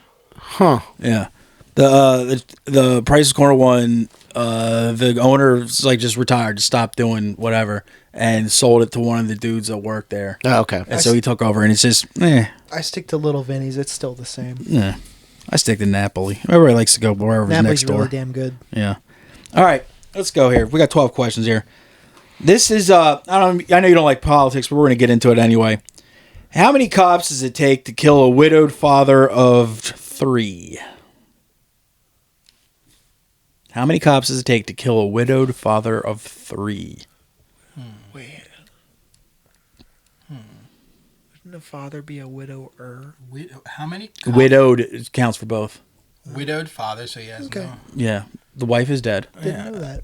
I'm supposed to come up with a witty answer Yeah. here. I Or a got, witty answer. That's fine, too. I Or got a witty George one. Floyd things that are going to get me canceled. I'm just going to say 1. Oh, incorrect. 2. One to shoot him and his dog, and the other one to plant a dirty pistol on his kids. There you go. All right. Question number 2. Ever see Star Wars? Yes, sir. All right. Correct answer. All right. It's weird when people haven't seen Star Wars, right? Yeah. I think Or it's a Star Wars. Unless you're like at a certain age. No, Yeah. at this point, any age, because they've come true. out. true. I'm tired, sick and fucking tired of people who are like, you know what? I've never seen Star Wars. Like it's a badge of courage. Yeah, like Yeah. dude, Yeah. dork. Your youth Congratulations. Or like people might like, I've never seen a Harry Potter. Like, all right, cool. What does that get you? Does it get you free ice cream somewhere? Congratulations. Buzz off. Yeah. Books No are great. Like, no one cares, dude. You know, it's like, okay, you never saw something that's mostly for people in a different generation. We get it. suck. Shout out to my best friend Pig. He's never seen Star Wars because he can't relate to space. That's a bonus point. That answer is so fuck. Oh my god, 'cause he can't relate to space. That's a point and a half. Holy shit. God damn it, I miss him. He's gonna be so pissed I brought his name up on a podcast. We're not using his real No, it's name. good. Well, Big here- hog. Like Yeah. you said, he'll never know. Yeah. No one watches this. James Mitchell has Hector. Whoa! Wow. Whoa! Didn't do that. Might have to believe that one. Question number 3. Twice in the last 6 days, I woke up at 2:40 a.m. Are the Freemasons after me? No. I know. You want to chime in? You want to chime in, Lauren? I was gonna. Sounds for tonight. Meatball sounds like Mayball. Oh, fuck. What's their big secret? It's nothing good. The It amount isn't. of people that them Freemasons let in, like the Yeah. crumb bums that can go from into Crumb bums is a great There's word. no good secrets. I've read so many books. I have a friend that's a Freemason. He won't tell me. There's no good secrets. I work for a Freemason, yeah. Yeah. Question number 4 kind of relates to that. If Freemasons are so cool, why do they wear aprons with merit badges on them? Yeah. I don't like it. He already kind of I'm not a fan of the Templars either. Like the Yo, look, the It's like a Templars, secret pizzeria. Or the something. Templars and the Masons may have been the shit in like back in like Arthurian era. Like maybe they were cool then, but come on, dude. Come on, nowadays like buzz off, dude. It's like, Oh, cool! on. You get cheap drinks at a fucking nerd temple. being a yeah, it's yeah. I Cheap can't be drinks at a nerd temple. There you Yeah. go, buddy. You got your title. Wait, yes. wait. Honestly, cheap drinks at a nerd temple sounds pretty sick right now. I'm not gonna lie. I belong to one of those. I played. Do you I have a belonged Fez? Vets Post. Oh, sick brag, dude. Question number 5. How much do you wish The Adventures of Milo and Otis was The Adventures of Milo, Anthony, and Otis? big time. Big time. Dude, I would trade a lot to make that happen. Going to take a walk outside today. Going to see what we can find today. Milo Ackerman, Delaware. It's true. He's a transplant, but he's still one of us. I learned some shit about Milo and Otis that really Don't bring it up because bummed I don't me out. want to fucking put a black mark and bum everybody out. I want to know now. No. Tom's barely spoke this episode. Please. It's rough. I think I know, but my wife will probably watch this and I can't say it. Yeah, the animal cruelty. Yeah. Okay. Question number 6. Should the Bangles apologize for Walk Like an Egyptian despite it being historically accurate? Absolutely not. Correct. Shout out to Susanna Hoff. What's up, girl? So That was what Joey did at Suicidal Tendencies, That's right? exactly right. I was about to say that. Right. All right, question number 7. Are Egyptians just desert Italians? Shout out Danny D. Yes, they are. There you go. All right. All right, question number 8. I mean, a lot of that is like, we have our one like super Italian friend that like, he looks more Egyptian or like, what is the one country I look up their soccer team? It's like the Libya. I forget what Some country. with Persia. Like Lebanon. Persians. Yeah. They're all Something Italian. greasy, am I right? Hey. Oh, shit. Question number 8. If Mountain Dew lowers your sperm count, why is there so many babies in Florida? That I don't. That's a great question. I don't know. It's true. Something we like. All the great scientists could have answered are now dead or on Epstein's list. Arby's. Yo. Horsey sauce is like the antidote to Mountain Dew. Arby's. Earmuffs, Larry. Yo, having kids must fucking suck. Wait. Yo, I'm with you to it. Larry has the 2 cold kids. I'm with you to it to a point, but free pickles. Shout out Pickles, Premium Pickles. And we got that smoker. I guess it's not really free for you since you're probably paying for the actual cucumbers. I just traded bootleg hats for pickles. We're good. That's a good fucking trade, as far as I'm concerned. I scout competition for him. I'll do taste. I'll send you him fuck people up? No, I taste it and let him know what's hitting and what's not. Yo, does Pickles want an enforcer? Yeah. Dude, just going and just fucking tipping over the barrels. Flipping tables. Say, go, fuck your barrel, dude. I think Brian, Xavier's probably within a year and a half of me not being able to beat him up. Probably, yeah. Pretty big kid. Yeah. Yeah, he's kind of a big kid. Well, what did he say to me the other day? He was like, we were at Larry's birthday party, and I'm like, I hype X up a lot, and I'm like, trying to hype him up to our friend Danny. I'm like, because Danny's like, how's the pickles? I'm like, yo, he's getting more into smoking now because he smokes like the meats and shit. Yeah. And he was like, I don't smoke shit because he thinks I thought I was talking about like vaping and stuff. I'm like, no, dude. My man. I'm like, I'm not with that. yeah, he What the was fuck you like, on I'm about? not with that. That's fucking funny as shit. That kid's real as fuck. I'm telling you, dude. All right, question number 9. Have you ever wished that the Ops favorite TV show gets a new set of writers and gradually declines in quality and inevitably gets canceled? Sure. That's right. Some wars are quieter than others. Question number 10. Moving right along here. Do you agree that fentanyl needs the fent to chill? Yeah. Yeah, I agree too, buddy. Question number 11. You've been friends with Larry here for a long, long time. Mm-hmm. Confirm this fact. Okay. Larry's dad has the Zodiac Killer ciphers tattooed on his calves. True or false? Could be true. Could be I true. haven't seen Perfect answer. He never wears shorts. I didn't know where this goes. No, it's going to his dad wears shorts with a fanny pack. It's a lot going on. I can't really say. Shout out Big Larry. So that's definitely the Zodiac speaking, dude. Sounds like a, Dude, he had a pretty Zodiac Killer-esque VHS collection growing up. And the way it was like stored and organized in the basement was serial killer type. Yeah, Was it more like recorded tapes? No, like store bought tapes? Oh, store bought. Oh yeah, absolutely. Oh, Yeah, what's creepier? Because my dad would have like The recorded ones. No, my old man would go. He would go to Cowtown and just be like, Oh, fair enough. just buy a bunch of stuff. I would do that too. I can't hate on that. Your dad still probably sympathizes with the Zodiac Killer though. Anyway, final question. Finish these Smith lyrics. Oh. I'm blue, dabba dee, dabba die, dabba dee. Dabba-doo. Incorrect, dabba die. die. Oh my Is god. that I don't know. Oh god, it's probably Johnny Marr's best work, dude.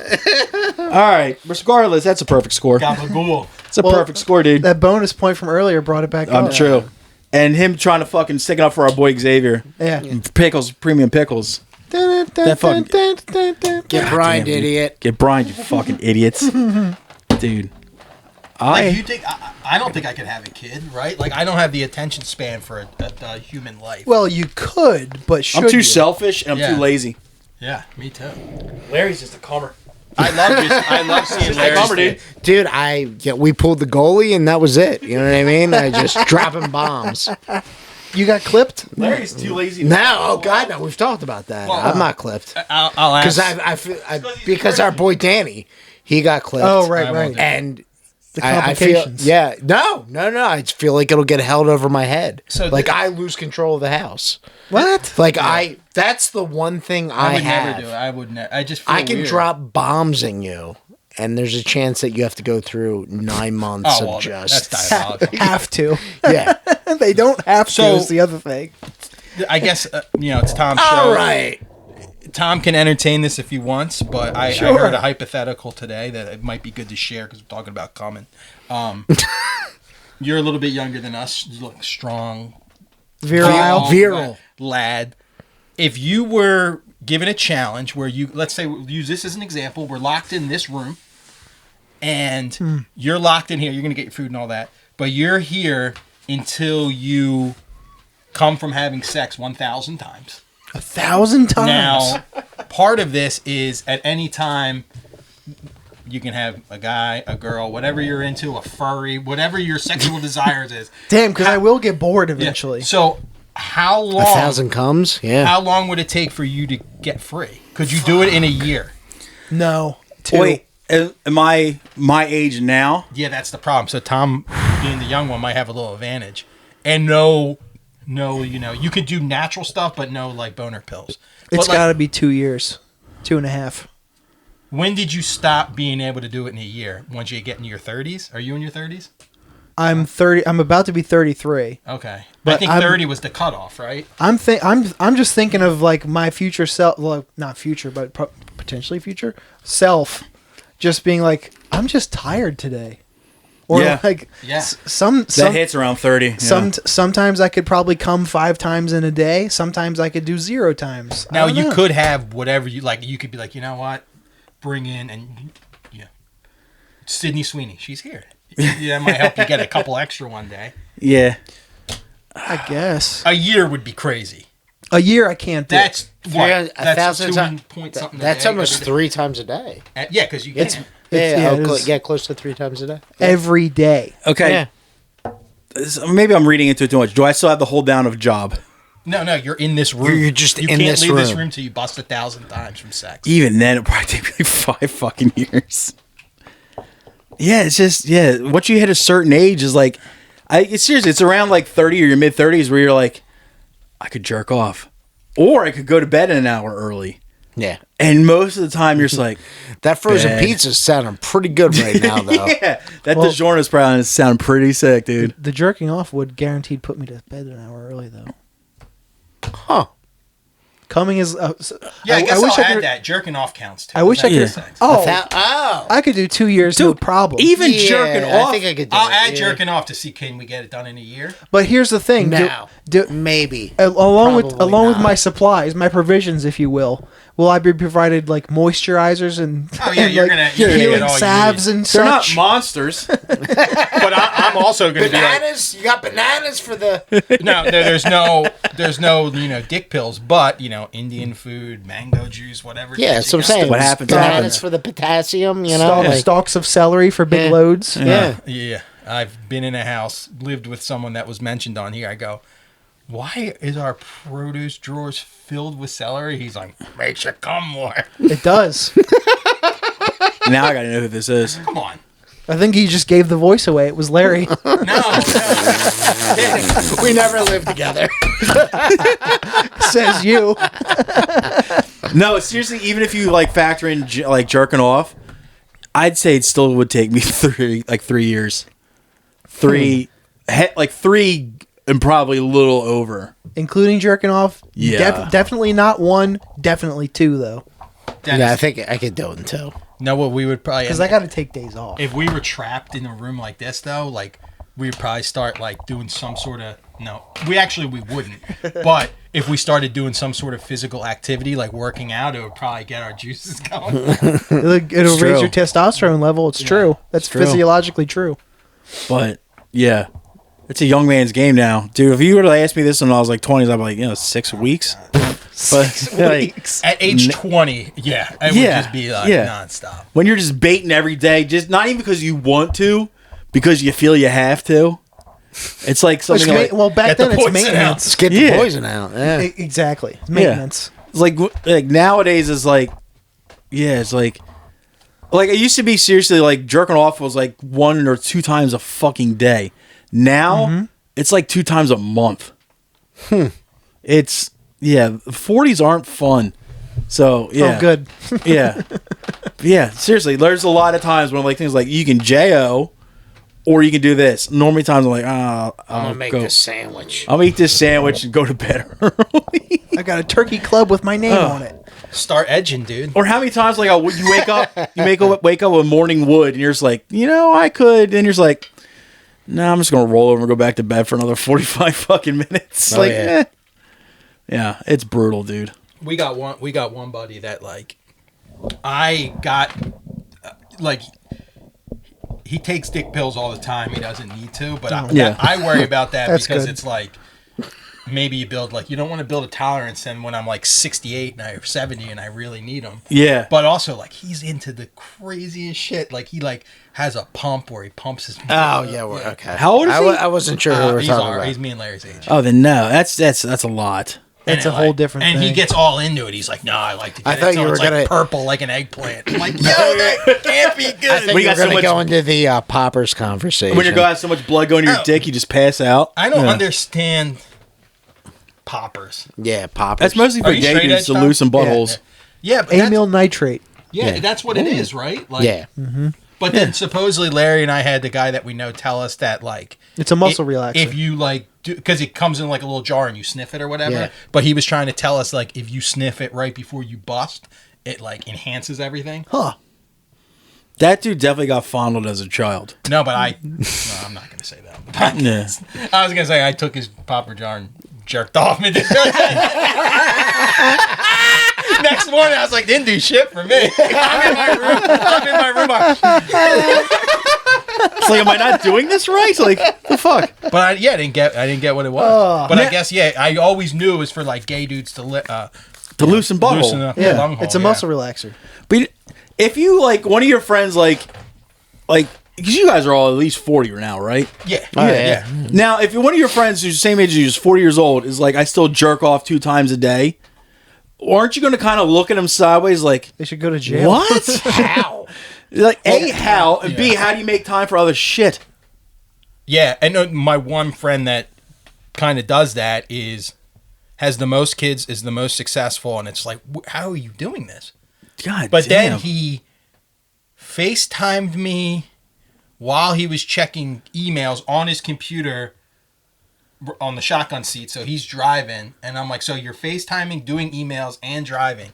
I'm like, he's definitely jacking off. He has a stimulation problem. Were you on that?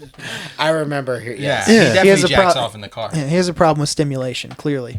Or just like he's like so like dedicated to time management. Oh, no. I just started driving like in my late 30s. I've never jerked off in my car. Give it time. Does anyone ever do that? Yes. But one thing I do all the time is I piss in my car constantly. Is that normal? Or? Yeah. I have one of those like hospital things, you know. Really? A urinal? Yeah. I do the vitamin water bottle. See, I'm such a fan of pissing outdoors that I constantly love to pull over and pee. Oh, I do too. Like when I drive, I go to the Poconos a lot, and when I'm up 476, like I pull over and piss on the side of the highway every trip. Like I've peed on 476 before. Why would you ever before. pull into the rest station to go to the bathroom? Like I love an outside pee, dude. There's so many times like being like in bands and going on like trips with that and shit where you pull over and like you're at like a truck stop or a rest stop or whatever to pee. I will still just get out of the van or whatever and piss right there. And people be like, the bathroom's like 15 feet over there. I'm like, yeah, but that's 15 feet. Yeah. This is like 3 centimeters. Like, fuck you, I'm paying. And my bird likes a good chill. Yeah, exactly. Just a breeze going across. Right across your fucking portal? Gets it started. When Larry brought something up earlier, do you remember the cheese guy, Dennis, in Philly? Cheese guy? The guy that was like driving around jerking off and he'd have like a slice of cheese on his head? No. It was like from like 10 years ago. You remember? Yes. Yeah, that dude ruled. Like the Packers cheese thing? No, it was like he would be pulling up to girls, and for some reason I'm thinking he had like a slice of Swiss he'd slap on the window, and then like they'd be looking, he'd just be like beating his meat. Huh. Dude, you gotta look it up. Just look up Philly cheese guy. It's crazy. Dude, the funny thing is there was that documentary about the Toynbee tiles. It was like those tiles that were like on the middle of the street. Every time like they were talking about how like this guy's probably like pulling up. He has a hole in the bottom of his car where he nicks the tiles while he's in his car and then goes away. As soon as I was like heard that argument, I was like, maybe that's what cheeseheads do. Yeah, he would just pull up with cheese on his heads and wait for people to look at him. He's just like, just howler monkeying the fucking. God damn it, dude. That cheese is so gross. I haven't thought of that, dude. Oh, God. How often do you think that dude went to the fucking grocery stores? Like, yeah, let me get like a quarter pound of Swiss. A quarter pound of Monster. I think of the cheese guy a lot for some weird reason. But why wouldn't you? Shout out to the pickle monster, though. He's doing his thing. Only a quarter pound at a time. That's not enough. Oh, my God, dude. Dude, when you guys Google the cheese guy later, you're going to die. He looks exactly what you would think he would look like. I imagine he looks like Pickle Man. The guy that... Oh, in Philly? Yeah. The one the dude that looks like Rod Stewart with the wig, yeah. I think it's one of the best things about Philadelphia is you can take any inanimate object and put man after it, and somebody's heard of that man. Oh, yeah. You know, it's like, you ever heard of the Radiator Man? Yeah. Like, yeah, I have. Like, I just fucking made it up. It's like, no, he's the real. Speaking of Philly, the rotisserie chicken man. Okay, I don't know that Someone one. redid that, but it wasn't as like he did more days. Of course not. That dude ruled because he wasn't even doing it for like.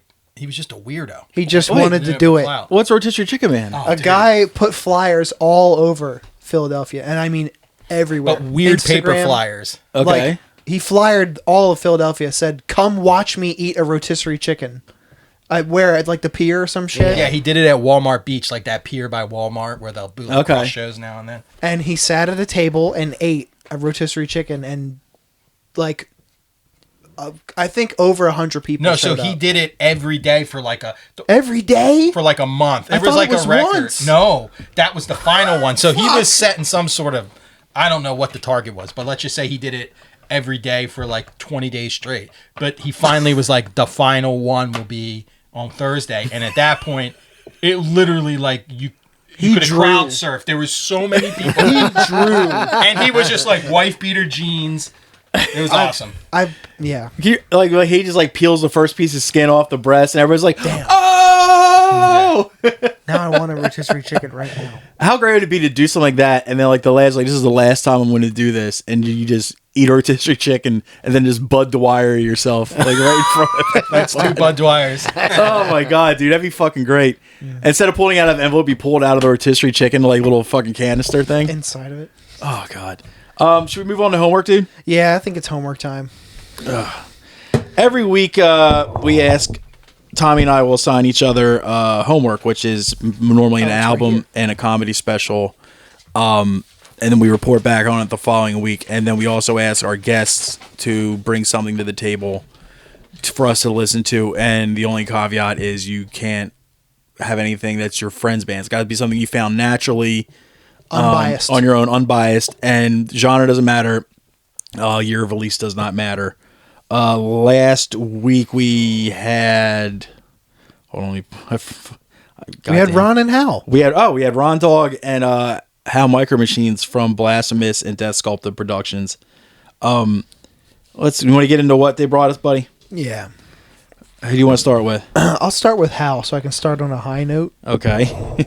And the first thing he gave us was the Blazing Tomb self-titled EP. And I'll start. Okay. I said it starts off going very hard. Written in entrails, the first actual song, like after the intro. Yeah. I hear a lot of stuff I like, including that bolt thrower riff at the end. Nice touch. And then I listened to the rest of the EP, and I heard the rest of them. Also, they don't shy away from like the epic big room riff. And there's a tasteful amount of wailing solos, not overdone, ample dive bombs. I think it's quite good. I would watch it live. 7.5 out of 10. Huh.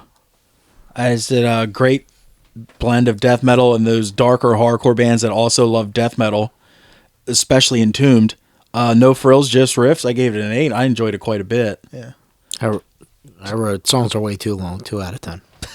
No, that I thought they were kind of short. We're on Blazing Tomb, right? Yeah, yeah. right. I fucked with it. I liked it. I like this 7-ish. Yeah. I agree with Tommy Boy. Larry's just doesn't like anything metal. No, that's not He true. knows what he likes, buddy. I like him. You're all right, Larry. I don't care what anybody says about you. What else did... And how bring us the Embrace Your Punishment record? My review of this is very short. Embrace Your Punishment, Made of Stone. This sounds like Pittsburgh. What's my picture? Oh, okay. That's all I just had to say was this sounds just like Pittsburgh. Yeah. Like Pittsburgh hardcore, like, Pittsburgh metal. as all in of like it. heavy hardcore? Or? Heavy and just like this. The weird word I want to use is mechanical. If that makes any sense. Just like almost industrial-ish? Kind Not of, like yeah. industrial the music, but industrial the... Yes, like it was made in the a... trade. Like it was seriously made in a fucking factory. factory in Pittsburgh, yes. I kind of heard that too. Now, here's the thing. I still gave it a 9. Jesus I Christ. enjoyed the shit out of it. It was... Look, this doesn't sound like I'm talking shit on it, but it's a dumb record, but the dumb you want. Like, where like you just want something that's heavy and you don't want to overthink things. You don't really want to fucking put too much thought into it. You just want something heavy to listen to. I said it was a little rap metal for me. Rap metal? Like, not as in it sounds like rap metal, but it's just not. It's like very plain, like Flames, like not... Plain Flames? Dumb. It's dumb. Yeah. I said, The album art is good, though. I don't typically go for this kind of stuff or put it on to listen to anymore, and like blech or like brie metal has to be really fucking good to stick out to me, and this wasn't it. I might have liked 5 songs of this, but definitely not 12. 3.5. Fair. This one, by the way, thanks to Larry, who's not on this podcast, for sending me the homework. This one, I hate to be this guy. That's my fault. Especially because Dennis gave it a 9 out of 10. No, dude. I it's fine. hated the name so much I didn't listen. Oh, the name is bad. I wrote, not for me. Crowbar track was cool. 2 out of 10. The name is... It was brutal. The name makes me... It's even a Crowbar album art if you think about it. Dude, it seriously sounds like a Euro beatdown band name. I agree on that. It's a terrible name. Now, Ron Dogs. Ron Dog Rust, the Gosha self-titled record, which I'll go first because I can't be completely unbiased on this because I know the guitar player. Okay. But I tried my best to be as impartial as I possibly could. Some fast rager metal, even when it slows down, it's still fast. Songs lean short, which is a good thing for me. This is pretty fucking... What? Go ahead. I'm sorry. What? No, go ahead. All right. Not a big fan of the cackle vocals, but the music makes up for that. 8. Jesus Christ. I wrote 5 songs, 17 minutes. Who the fuck do you think you are? No thanks. 2 out of 10. I said it doesn't shy away from going fast, but it's a little music ADD for me. Like it's not quite riff salad, but it's definitely like part salad. If that makes sense. Like, here's a fast part, here's a slow part, here's a fast part again. Here's no transitions. Exactly. The song Cemetery Violence is kind of cool though. 4. Okay. Gosha, Josh P, King Woman. I'm going to excuse myself from those 3. just because I'm a busy man with my manifesto. I didn't have time to listen to it. Yeah, they say that about you. I got to make sure those people in Congress fucking listen to me. Yeah. Fair enough. Do you want to get into what I brought you or what you brought me? I'll start since you just mentioned the King Woman thing, but I'll start with comedy as I like to do. You gave me a classic special by Jon Stewart. And it's Unleavened from 1996. Yeah. This is a short review. For 1996, he even made weather funny. Mm-hmm. The Jewish and Canadian bits would still be funny today. And I actually just heard Sam Morrill reference that Elle Macpherson joke like a week ago. I give it a 7.5. Even though it's definitely, you're right, it's definitely dated, but it was undeniably fucking funny. Yeah, I didn't get a chance to rewatch. I saw it forever. It's real good. Yeah, no, I remember it. I just didn't get a chance. Because like when you're young and like somebody shows you, like your dad or whoever shows you stand up, and you're like, all right, this is what my dad's stuff is all about. And then you finally start finding your own shit. This is one of the first specials I found on my own that I fucking loved. And yes, I remember it's dated. Is it because it's 1996? 96. Yeah. It looks like 96 too. Which is but yeah, even the aspect ratio of the video. I don't know what that fuck means. Jon Stewart's the man. Mm-hmm. Absolutely. He's although I think Tim Dillon would be great. He's doing awesome back on the Daily Show. Mm-hmm. I think he's hitting all the marks. Was bartender at City Gardens. It's true. I would legitimately, I say I don't talk politics, and I'm the only one that keeps bringing it up. I would legitimately vote for him for president. Absolutely. That's all I got. And like a typical great candidate, he would never want the job. Exactly. Only weirdos really want to be the president. Yeah, that's right. It's not because you want to change the world; it's because you want it. More attention. But also, Tom, I don't know how familiar you are, but I'm sure it's on YouTube. But there were some great musical performances on his show. The Jon Stewart Show. Quicksand, right? Hum. Quicksand, Hum, Rollins Band, Primus, Helmet. This is pre-Daily Show, right? Oh, yeah. Oh, this is probably around when the special came out. Yeah, around that time, yeah. Was it on MTV? Yeah. Yes, it was. Yes, it was. But he, the way, the setup and the way he let the bands play, I think was good. Really good. They would do a main, they would do a song in the middle of the show, and then when they rolled credits, the band would be doing a second song. That's cool. And it was sick. It was but vibe more like a show versus playing. Yeah. And now the musical guest. Instead of it was fucking cool as shit too, because this is when I was first finding out about a lot of the bands I love now. So I was watching Alternative Nation in 120 minutes, and then you would see those bands on Jon Stewart Show play live. So you got to see the music videos, and then you got to see the live, and you're like, dude, this fucking rips. Mm-hmm. So any almost every fucking underground New York band at that time ended up on the Daily the Jon Stewart Show. And John knows his shit. He did bartend at City Gardens, but he knows music. He I'm sure he had a piece of getting those bands on at the time. Yeah, probably. I'm sure some of them were yo, I want these guys or this band. Yeah, it was pretty fucking cool. And if not him, somebody in his circle in the production. Yeah, sure. He's just a dude that I always end up agreeing with because I think he has the right mindset of just do what's the right thing, but he's also not a pussy either. So he can do the right thing and not be a pushover. And everything he did, the animals, he has an animal sanctuary now. Yep. Did you see the thing he did for his dog? No. When he said goodbye to his dog on air. Oh, God. I will cry. I will cry. Holy shit. I will start bawling immediately. It was a tough one. I can't. It was a tough one. Thing.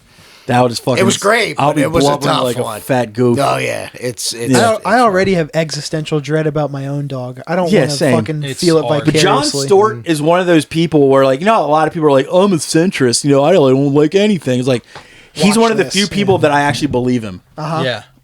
Does he have I think of at that era? I think Ben Stiller, Mr. Show. Does Jon Stewart in his career have a cringe moment? I don't know that he does. I can't think of it. I know a lot of his movies are kind of culty, but he did. Well, he didn't. He was also never a guy that was half baked on weed. Yeah, that was good. But here's the thing, though. It's like a lot of those other guys. He wasn't a guy that had his movie. He would show up in other people's movies. Yeah. He would show up in a Sandler movie or a Norm movie or a Chappelle movie. He never really had it. There was never really a Jon Stewart movie. Yeah. He wasn't top billing, yeah. So he kind of always He's a feature. Kept that perfect blend of I'll keep it real, but I'll also still get that money. So yeah, and he's always been legit. I don't think he's ever had a cringe moment. Not that yeah. There's not many people, even some of my favorite people, I'm oosh. Remember when you did that? Or even me, I'm oh my God. Oh, I got decades Jon of that. Stewart is always. Yeah, he's always been someone I just tend to always agree with. Yeah. And everything he's done, and people always fucking, no matter what side of the fence on, you always fucking give him his flowers on it. I've never stand up shows, hosting. I've never heard anybody who wasn't full of shit ever give him pushback either. One of my favorite things ever is you ever see is him on Tucker Carlson's show. Oh, I saw that kind of recently. And he's kind of like this is like really old. He's giving Tucker Carlson shit about like the misinformation he was spreading on his show. Yeah. And fucking Tucker Carlson's like, well, what about the misinformation you spread on your show? He's like, my show comes on after a show of puppets doing crank calls. Your show's is on a major news network. And just like, he was just breaking him down, keeping calm, never getting like agitated, just in the pocket, just fucking just getting it. And I was like, God damn, dude, this dude is great. Yeah. But yeah, he's one of the most respectable people in comedy and just fucking television and shit, dude. Yeah, great special. Yeah, he rules. Is that his job now again, or is he just doing it for? I think just Mondays. Yeah, like the election season, I assume. Yeah, I don't know. Tim Dillon would be good in that spot. Because I think one of the things I don't think anyone would get it outside of like comedy heads. Yeah, that's the problem. I think Stewart also said like he likes coming back every so often to do something, but he's like, I don't have it in me to care about the everyday daily news cycle. I get it. Like I said, like election season is something he can always talk about. He did it long enough too. This is like a wet dream scenario. Yeah, but it's perfect. You destroy both sides. Yeah, but if it's just like, you know, the day, like just regular, like that day's news, he just doesn't pay attention enough anymore to care. I get it. So yeah, that rules. Let me get on to the music. Yeah, you do that. You gave me too. You do that there, buddy. You gave me King Woman, created in the image of suffering. I said, eight songs, 38 minutes. Okay. The sound on this record makes no sense, but I like it. Big room vocals, lots of like vocal tracks too. Fat ass guitar tone, but really high, snappy drums. Okay. Sleepy, but not overly boring. This is a la Chelsea Wolfe. It's very good. And Hierophant is a highlight track for me. I gave it a 7. I enjoyed it. So when this was sent to me, I don't know who's what. I just gave him like the laundry list. I didn't give him who gave what. I wrote definitely a Tom pick. Yeah, you'd be wrong. Lilith Fair Metal, sarcastic, cool. This is fine. 4 out of 10. I'm glad you emphasized the sarcasm on that one. I wouldn't have picked that up. I had to make a note to say. In parentheses, sarcasm. What a prick. Angie, let's do it at all, or no? He put a pass on this one. Fair enough. Because he's busy with his manifesto, remember?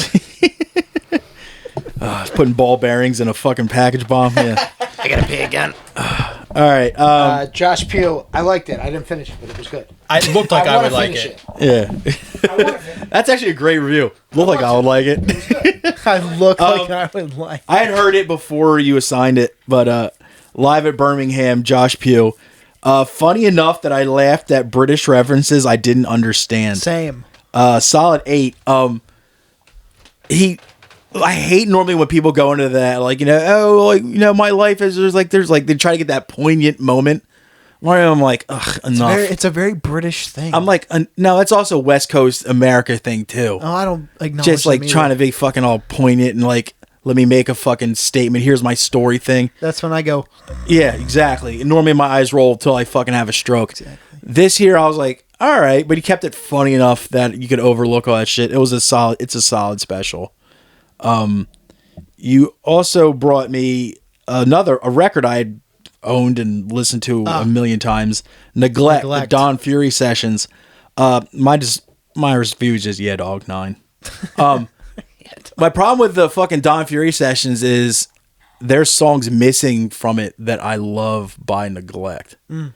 For honestly, for those who have never heard Neglect, it's like before like tough guy quote unquote hardcore existed, Neglect existed. Yep. And then a lot of those quote unquote tough guy bands really borrowed from that band. But and they don't get their flowers for it. Because a lot of the dudes in Neglect didn't do jack shit after Neglect, except for the drummer was actually, I think, in Madball for a hot minute. John LaFata. I think you said for one record. Right? Yeah, he was on that Look My Way record. So like, but yeah, I don't think it's honestly when I was like younger, like they were already done when I started getting into hardcore, and then like they had like a resurgence where people started caring about them again, and I give them their credit, they didn't reunite. Yep. Because everything that happens when like people are like, all right, 5 people are posting about us on the internet, let's get back together, and then they get disappointed when no one cares after 2 months, you know. This band just didn't do that. I'm like, so that fucking also cements my love for them. Like Alone in a Crowd. Yeah. It's just like... Who had... it's like, we don't care that, yes. like, you know... Yes. We don't care that young people like are fucking covering our songs and, you know, doing this. We're still not getting back together. But they were the first, like, quote-unquote scary band, too. Mm-hmm. Where, like, their live show was fucking, like, intimidating without it being corny. And, yeah, they were just... was. Yeah, they hugged that metal, like they straddled the line between hardcore and metal, but without, when I say metal, just because of the heaviness, not because of like, you know, meatly shit. No, I hear it in the in the riffs. So I fucking love him, and I think a lot of the bands the New York hardcore bands that people love wouldn't be what they are without a band like Neglect. And like you wouldn't have Hatebreed Satisfaction without Neglect. Like I said when I assigned this to you, I think I've in all of my, I don't know, like 17 years in hardcore, I've heard 5 people talk about Neglect ever. Neglect did a split with Hatebreed and were the better band. Yeah. I'm talking 90s Hatebreed too, not like jock metal Hatebreed. Yeah, I like... Dennis hit the nail on the head. Love Neglect. Fuck Life. Yeah. Fuck Life. Anything with Don Fury's name on it. Yeah. I mean, Tom, I think I did a Don Fury interview. I'm going to send you another PDF where I did a Don Fury interview. It's good, but love it. And there is a mystique, like you said. Yeah, like I brought up a band earlier, like a UK 83 band, Ultraviolent, that put out like 1 7-inch. Yeah. Fucking rips, start to finish. Dave has it. But probably. They never did anything. I think one of the dudes maybe like did like some English dog stuff, but like they never like went on to do anything else. And I love that. And that's a great thing about Neglect. It's like, boom. I think something it's about that. One of the best things about like Mystique's like the perfect word about it. It's like, because sometimes it's like, you know, like a lot of the bands that are getting back together now, it's like, okay, cool, you guys want to play music again, but it's like, do they want to, or do they? Well, not even that. It's just like, it's not the same now as it was then, just because you're not like, they're not the same people, you know, as they were back then. Like, look, my favorite hardcore band is Dead Guy. I make no fucking bones about that, but Dead Guy now is not Dead Guy from the 90s. It's just like when they were younger, angrier, and well, I mean, think about like a Straight Ahead reunion. Like, yeah, that might be cool, but like you're not going to get that energy. You're not going to get that. It's not going to be the same thing. You're not feeling those lyrics like you used to. Yeah. It would be a one-time novelty at best. Yep. And a lot of the bands that get back together, they will get back together excited that people actually care about them still, and then they get back together, and then when the fucking hype dies down after a couple months, and they stop being like a big draw. Yeah, they're like, well, what the fuck? And then they get depressed and like put off by it when they don't really need to, and it just leads to bitterness. And it's like, what's the point at the end of the day? Straight Ahead's that's Tommy Carroll, right? Like, that's the perfect example. Like, I think he did like a YouTube interview or something, but like, what is Tommy Carroll doing right now? Like, I hope that he's like a pipe fitter. Yeah, like that's it. I want my, like, the awesome bands, like, you want Tommy Carroll to be like a pipe fitter or union carpenter. Yeah. Like, you don't want him on fucking Instagram slinging straight edge merch or something stupid like that. Yeah, sure. Shout out Toby Morse. I wrote Neglect. Now, I don't dislike Neglect, but they don't need 5-minute songs. You don't need a 5-minute like that style music. You don't need a 5-minute song. It passes by quick though. The thing is, like, shirt is better than the band. See also Wide Awake.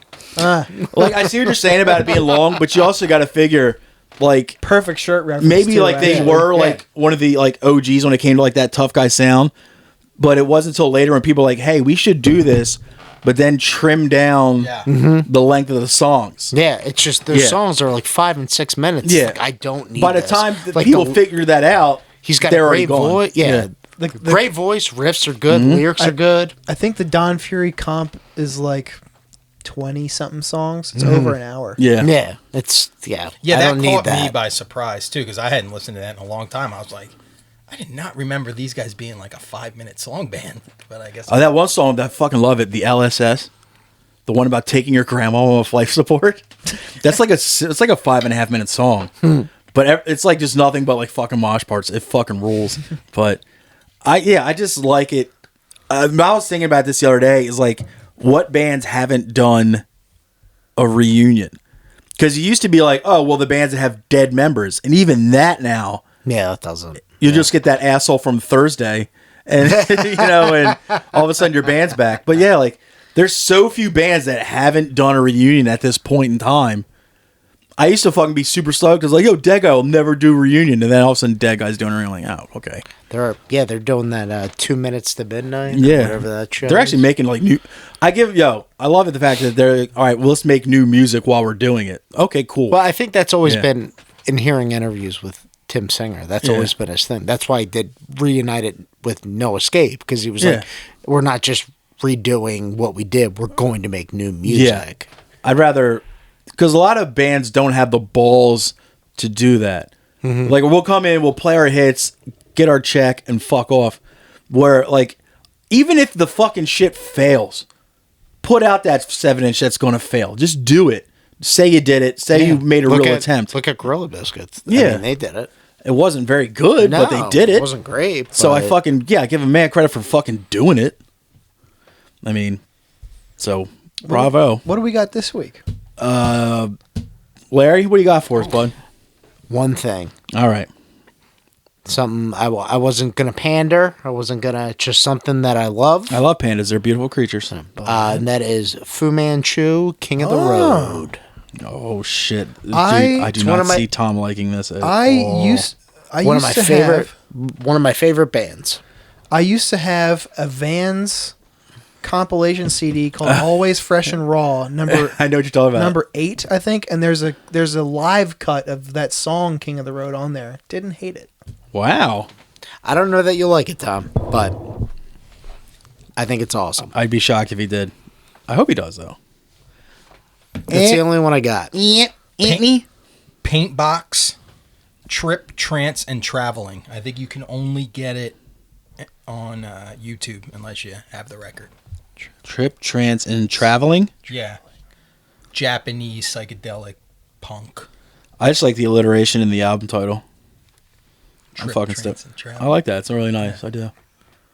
Remember Prank Records? Yeah. Like they re-released all their records. Fuck yeah. But they're good. Psych, no, they also put out the sickest prank. All the records are blank. They also put out a new record from another Japan band called Crow. Super good. What's the name of the album? Because I'm gonna do that one too. The new one, I'll have to look it up. What Crow Prank Records? You'll dig it. I'll figure it out. And you said it's new? Yes. So 2024, 2023? 3. All right, cool. Tommy, what do you got for me? Let's see. Because I thought I was under the understanding we were going to do the mutual comedy homework assignment shit, I only brought you music this week. That's fine. So I have a band that I know you've probably heard before, but a record that you may have either overlooked or haven't heard in a long time. I do be overlooking. The band is Coffins. I love Coffins. The album is Buried Death. It's a great fucking album. 2008. Can't wait to fucking talk about it. It's a great fucking record. And on the opposite end of the musical spectrum, do you guys remember that movie, A Knight's Tale, with Heath Ledger? Dennis's favorite movie. Yeah, sure. Yeah, I remember that one getting ripped apart because of like people were like giving it shit because it wasn't historically accurate. Yeah. It's funny. It's supposed to not be. And it was one of those people where I was like, yo, it's a fucking movie. Relax, dorks. Do you remember? Well, obviously you remember Bae, who played the dark-haired girl. No, who was it? I do. I don't remember what her name is. Keira right Knightley, now. right? No, Oh. I thought that too. It's Shannon something or something. Shannon Sossaman, so hot. Shannon, yeah, she was in. She named her kid like Radio Frequency or some crazy shit. Did you What know? was the movie? Rules of Engagement. With the Cure song, Rules of Engagement. Dude, she was like my 1-1 for a good couple years. She's a good one to have. Dude, Did I you would know impregnate my knuckles of that shit. Did you know she started a band? Did she? She was the original drummer of an indie band called Warpaint. Oh, they're like big. No shit. So she was out of the band I did know that. by the time their first huge record came out, but she was a founding member. What's the name of the record? The record that I'm giving you is called The Fool. Damn, dude. I definitely impregnated my knuckles a few times to that woman. Dude, she's a fucking babe. Especially in that movie. I think I've actually heard Warpaint before. Well, then that's probably a fucking band name that's been used numerous times. They're still active, so. You're still active. Let me pull up my... So far. Got him. You want an album first? Or you want a comedy first? So, real quick. Go ahead. When you're texting yourself, is it as Dennis, or does it say me, or does it as your contact? Just blank number. Okay. I saved him. What a That's all- fucking nightmare. That's all. That's You don't that's- understand. Like, I've always wanted to ask that. I've gotten out. It's a good question. I've gotten out of using it, but here's the thing. But- I like when we first started doing the homework segment, I had a laundry list of shit. Like I had already like all right, I'll pair this special with this record. So I always had this huge list, and I'm still working through that list. Mm-hmm. But this one, there's no excuse for me using this one because it's a new comedy special. Do you want to listen to it, or do you want to just roll your eyes at me more? I'm engaging You now. grumpy Gus. Elanor Kerrigan. I just No Country for Old Women. Old Women. On YouTube. It just came out. The most hoagie mouth special I've ever heard in my entire life. Where is she from? She's from South Florida. Oh, really? She's I from gotta check it out. 17th Yeah. or some shit. She made her bones as a feature for Andrew Dice Clay for many, Oh, many okay, years. yeah. Is that Funny. his girlfriend or Wife. For what? Wife, yeah. For a no, Or they were boyfriend engaged or some shit for a little bit. while. Okay. Yeah, Yeah, I know who she is. she's fucking great. I saw her feature for Annie Letterman at Punchline once. Fucking Yeah. fantastic. Weirdly hot for an ugly old broad too. The funny makes it hot. She's ugly hot. Yeah, yeah. Annie Letterman hot or not? No. And what? I think so. Eleanor Kerrigan. Do we think Annie is hot? Yeah, absolutely, yeah. objectively She's hot. from Cheltenham too, right? Uh-huh. Yeah, she's a local trash mouth too. Now, how about this album? It's definitely somebody you've heard of, but it's a record not enough people I think talk about. Bjork, you a fan? Good, because that's not what it is. Bjork? Good because it's Hatebreed. No, yeah, Bjork, Vespertene. Awesome. A lot of her other albums get talked about. I don't think enough people talk about Vespertene. What the fuck was the band she was in called? The Sugar Cubes. Larry hates that band. Larry's a I have fucking. Sugar Cubes right You there. love them, I know. He's a, I was like, Larry's a dumb idiot. They make their way into my daily mixes a lot. I found the Sugar Cubes. Do you remember those tape stores that used to be down at like the Delaware shores that would only sell tapes that were like the cutouts? Yeah. You know what I mean? I found like Sugar Cube stuff from there, and it was like $1 for a tape because it had that weird cut in like the plastic shell of it. And that's how I first found the Sugar Cubes, and I didn't even know it was Bjork at that time. But I love the Sugar Cubes. But yeah, just check that record out. It's one of her least popular records, but it's Probably the musical artist my wife and I agree the most on. Huh. About how weird she is and how but pretty it is. dude, at the same she's time. impish, dude. She's fucking great. And Just we kind of get like it. always like, you know, Exactly. And also, It's old hat by now, though. no one knows shit about Iceland except that Bjork's from there. or her. Like you don't know anything. That's yeah, true. no one knows what the fuck her real goddamn Remember name that is. crazy movie she was in? No. Dancer in the Dark? Yeah. I remember No. that. It was awful. She was like blind and got raped. It was fucked up, dude. It wasn't good. Classic It's a good Bjork. one. You should watch it tonight before bed. You kidding? Beds for me is like 10 minutes from now. Dude, Bjork. What if you found out like her real name is just Bjork like Stevens? Wouldn't it be? Just some like random ass last name. Shanna Bjorkovitz. STJ. Something. My name's Consonant. Jana Bjorkovsky. Like, oh Jesus Christ. I'd still love her with her swan dress. All right. Parlay Vintage. Parlay Vintage. _ vintage on Parlay Instagram. Philly. Parlay Philly. Parlay Philly. Parlay _ It's Philly right here. on the social. Did we go longer than Tyler's episode? I think I'm so. going to treat this like a Rogan thing. If we went shorter, then I'm going to feel like Larry and I were a letdown. I think we just beat it. Nice. Suck it, Mullen, you dork. Nice. Put your hood up and be mysterious about that. Yeah, go listen to Blacklisted by yourself about it, dummy. And pretend you're smoking cigarettes. You got anything else? Oh, patreon.com/IRRANDILL. $3 a month, extra episode a week, and various other gnarly shit. That's all I got. Tom, you want to hit that intro music? Perfect. Happy birthday, Mom. 上一次见面忘了是什么时候，我们一起坐着闲聊着过去以后。如果能够预知将来，我一定要重走。学会珍惜时间，让失去的再次拥有。家里的地已经栽上了樱桃，孩子的孩子也已经上了学校。只是那年的地方似乎没有今天温柔，又或许那年的我太习惯等候。